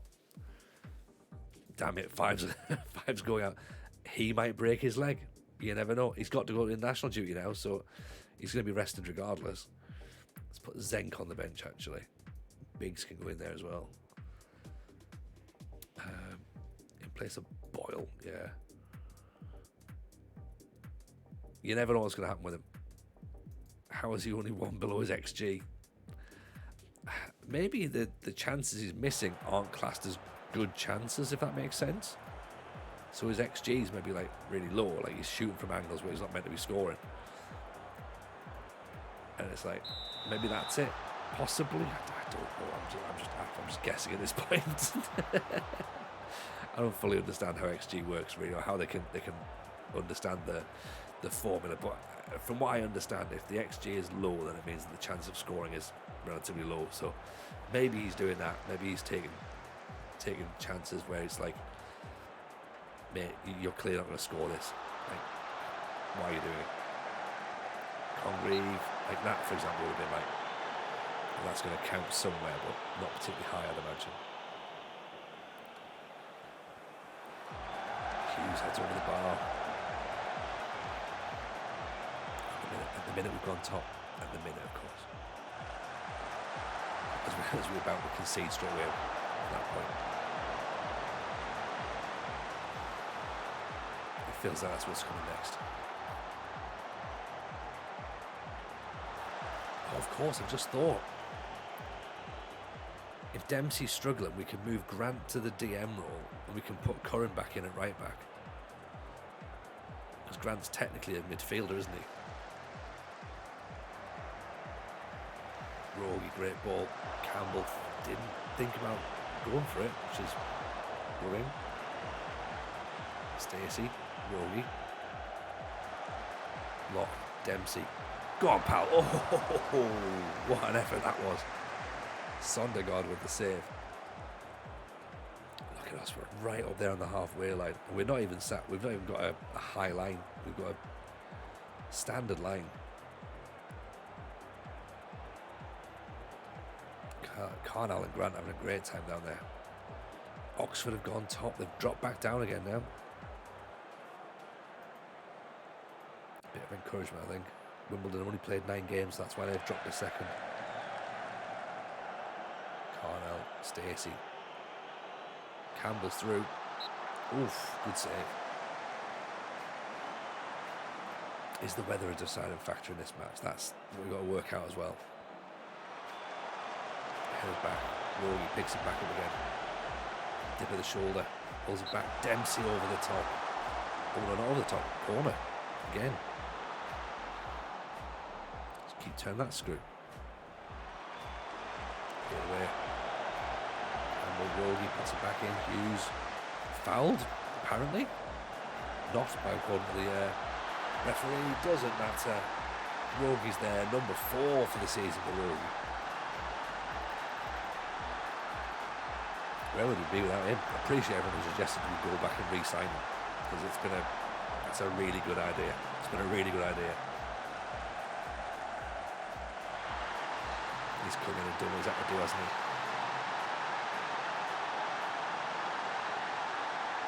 Rogie, 100% pass completion, 7.8 so far.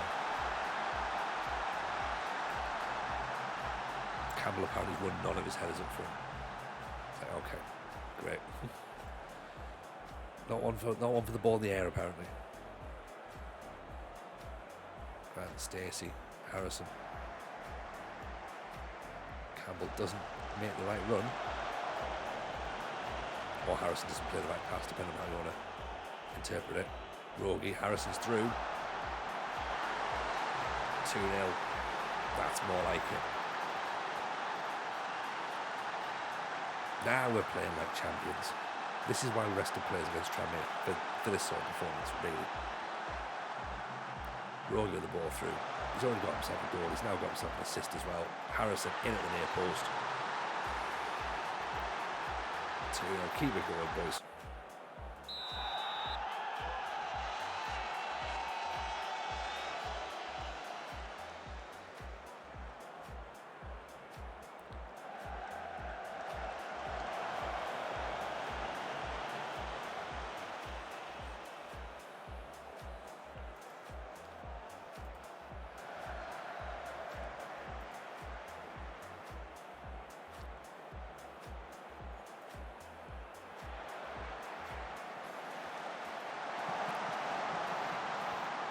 What the hell was happening there?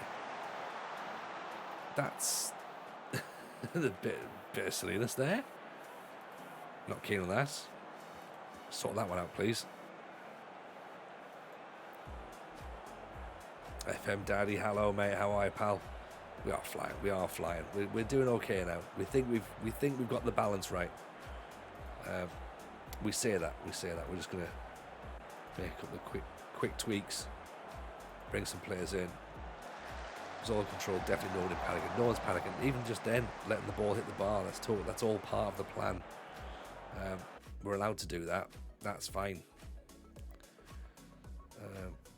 Let's make John Grant step up into that role there then. Curran can come on. It's all meant to be. It's all meant to be.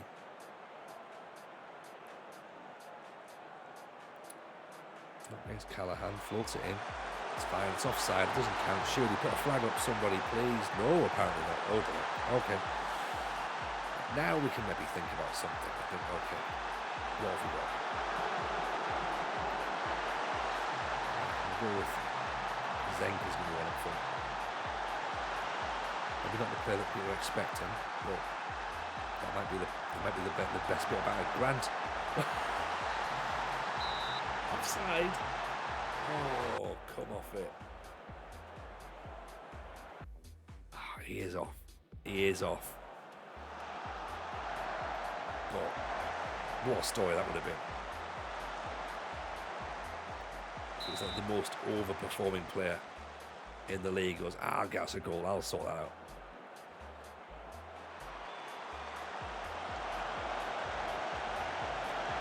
Midfielder who plays right back all season and overperforms, then goes, I'll just go up front and score a goal.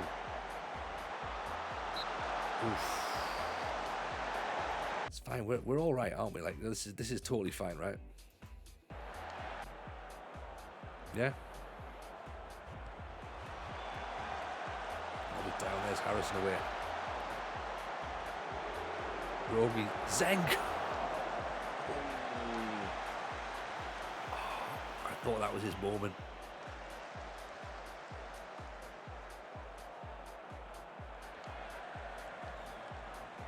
It's okay, we're going to be alright. Shamaggio, Adal. Up over the top. Grant getting in there and heading it away. Of course he is. Congreve. Miles. Harrison runs the channel. It's all energy Harrison, isn't he? He's a great player. He's a great player. We need to start planning for championship football. There's some players who can play championship. There is some players who can do it. That is a result. That's a result. 65% possession again. Just have the ball, don't we? We have the football. We get the results done.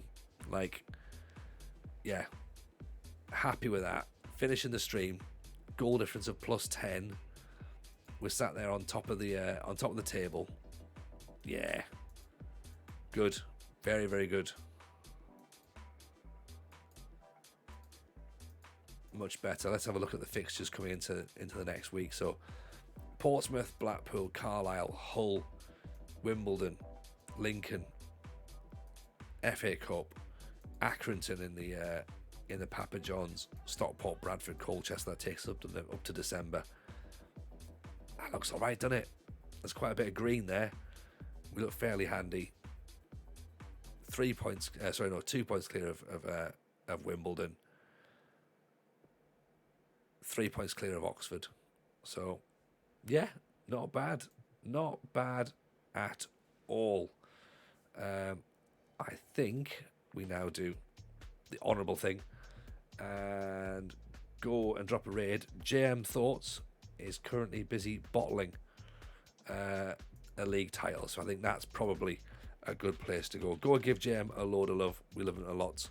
So yeah, let's go and do it. Winfield all over. That would be great, wouldn't it? That'd be great. Just to see this team play the way it's playing, it's just nice, isn't it? Like, that's what it's all about. Seeing the right players playing the right way.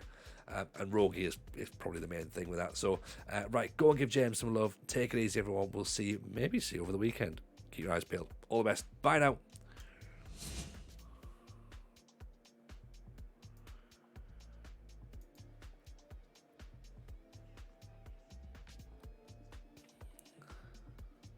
Tony Jameson?